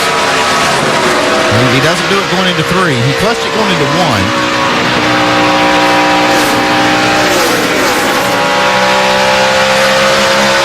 Harvick beat him by about a half a second last lap. Tony's got a lot of traffic right in front of him. See how that affects what he's able to do. There's Harvick. I think Harvick's going to catch him. It's just going to be, does Harvick have enough fuel to make it to the end? And I think when he gets to Stewart's going to quit all the nonsense of pushing the clutch in and run as hard as he can. Yeah, they ran about the same lap time, only 0.03 of a second that last lap. I think one thing that's helping Tony Stewart, that car is driving so good, and when it drives like that, you can back off the throttle, let the car roll a lot more, and now obviously you're using less fuel like that. That's why he's not slowing down as much doing all of this. 3 laps to go. 1.7 seconds back to Kevin Harvick. Tony still has enough lead to soft pedal to the end.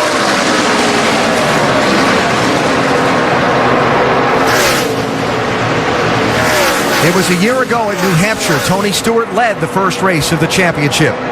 Ran out of gas while leading, coming to the white flag. He's coming to the white flag this time, leading with fuel mileage in play. 1.4 seconds back to Kevin Harvick, a lap and a half to go. And that team never recovered from running out of fuel leading that race either. Really affected the rest of their chase. Does he have enough today? Is somebody going to run out and lose a chunk of points? Will the lead change hands in the final lap, or can Stewart begin his championship with a breakthrough win? Like there are cars on the apron running out of fuel as Stewart takes the white flag. It was Kyle Busch, Andy referenced a second ago, on the apron out of fuel.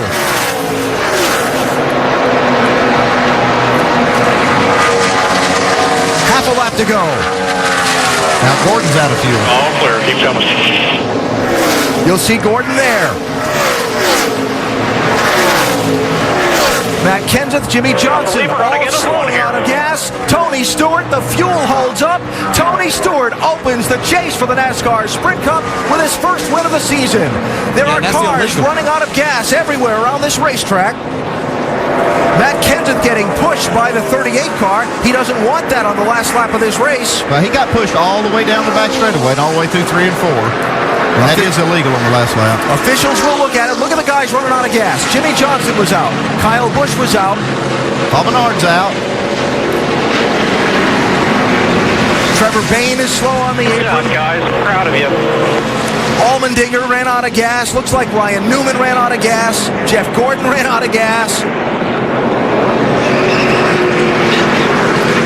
Look at them all. They got across the start-finish line and just hooked the left onto pit road because they're all out of gas. But that car had it all figured just right. Wow, what a job Tony Stewart did right there in saving fuel, staying out front also. Calculations were right, Vince. Darian Grubb gave Tony Stewart a great race car, and Stewart saved the fuel he needed. How concerned were you as those final laps were ticking down, especially after the way the chase opened last year at Loudon with running out of fuel? That did come back into mind a little bit, but just awesome race car, awesome job by the pit crew. Tony did an awesome job. That's the way it starts the chase right there. Yeah, they did it. Great job by this crew. They got the job done over the wall today, big time, Alan. Tony Stewart with his first win of the season. We talked just a few minutes ago about how last year's championship run started off on the wrong foot and they never recovered. And earlier in the day, I mentioned what a win here might do for this team. Absolutely. They have to be on top of the world with this win, looking that Loudon next weekend where his cars finished first and second. Tony finished second to his teammate Ryan Newman. So a lot of momentum here. And our Goodyear winning moment, Tony Stewart with a little lap before the fans holding that checkered flag. A Saturday night short track racing tradition. No surprise, Smoke would spend his victory celebration that way. Now, the whole finishing order kind of turned inside out on the last lap. Jamie Dale Earnhardt Jr. is going to get third. Yes, he starts off 19th today, and they just made the right adjustments. Those fundamental changes seem to really help today. You guys made the right call. How happy are you with the third place finish today, Junior? I got to thank the team. First off, we had really, really good pit stops all day long. Those guys have worked hard to try to improve, and they really did today. And the car was a bit of a struggle in some parts of the race, but we made some changes at the end. The car was really, one of the fastest cars on the track, and we drove up in the top 10 there. We started trying to save a little gas, and we made it further than most. So I'm pleased with the engine, the guys at the engine shop, the guys that put the car together in the fab shop, all the guys in the 88-48 shop, this whole team. We worked hard all weekend trying to just be smart, and it was a good weekend for us. And you gained 6 positions in the points. He's 6th now. Dave? And Carl Edwards is 3rd in the championship right now after a 4th place run. Talk about your day.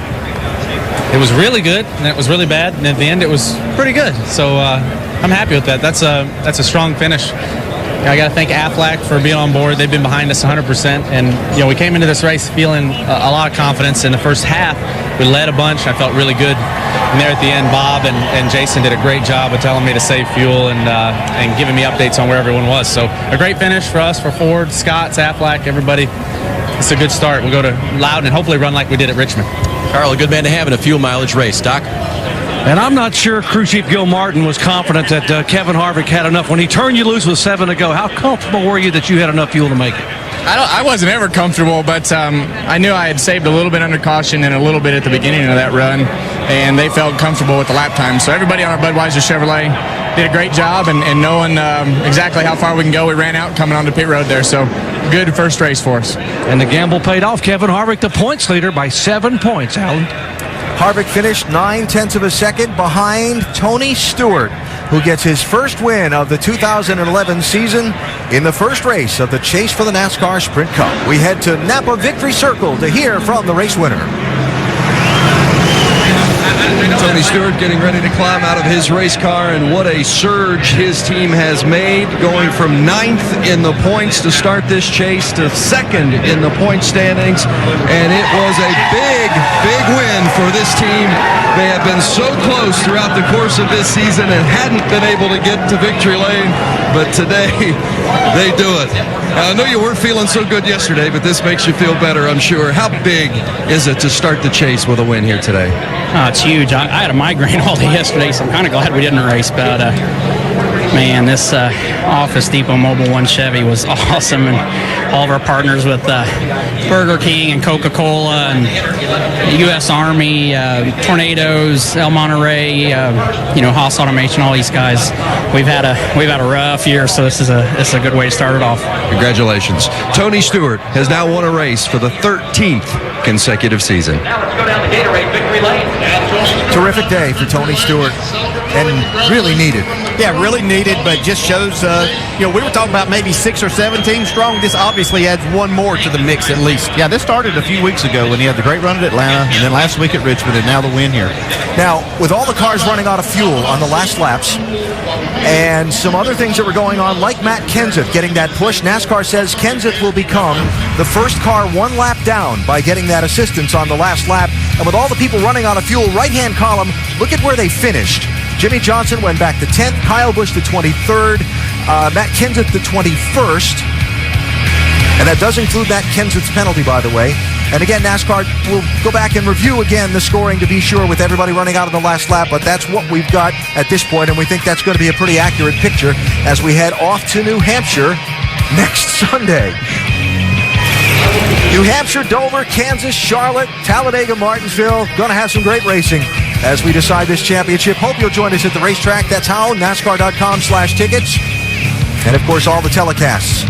ESPN, with the exception of the Saturday night race from Charlotte, which will be on ABC.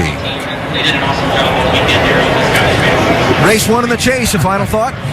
Lived up to all the expectations right there. That was incredible, and I think we've got 9 more just like that. Yeah, I know. It did live up to the hype, and the hype is that these strategy races are in play for this chase, and you better be ready for them. Race number 2 to a flat mile track, New Hampshire. Next Sunday, coverage ESPN starting at 1 Eastern Time. NFL Primetime, presented by Bud Light, is next. This has been a presentation of ESPN, the worldwide leader in sports. Tony Stewart wins in Chicagoland.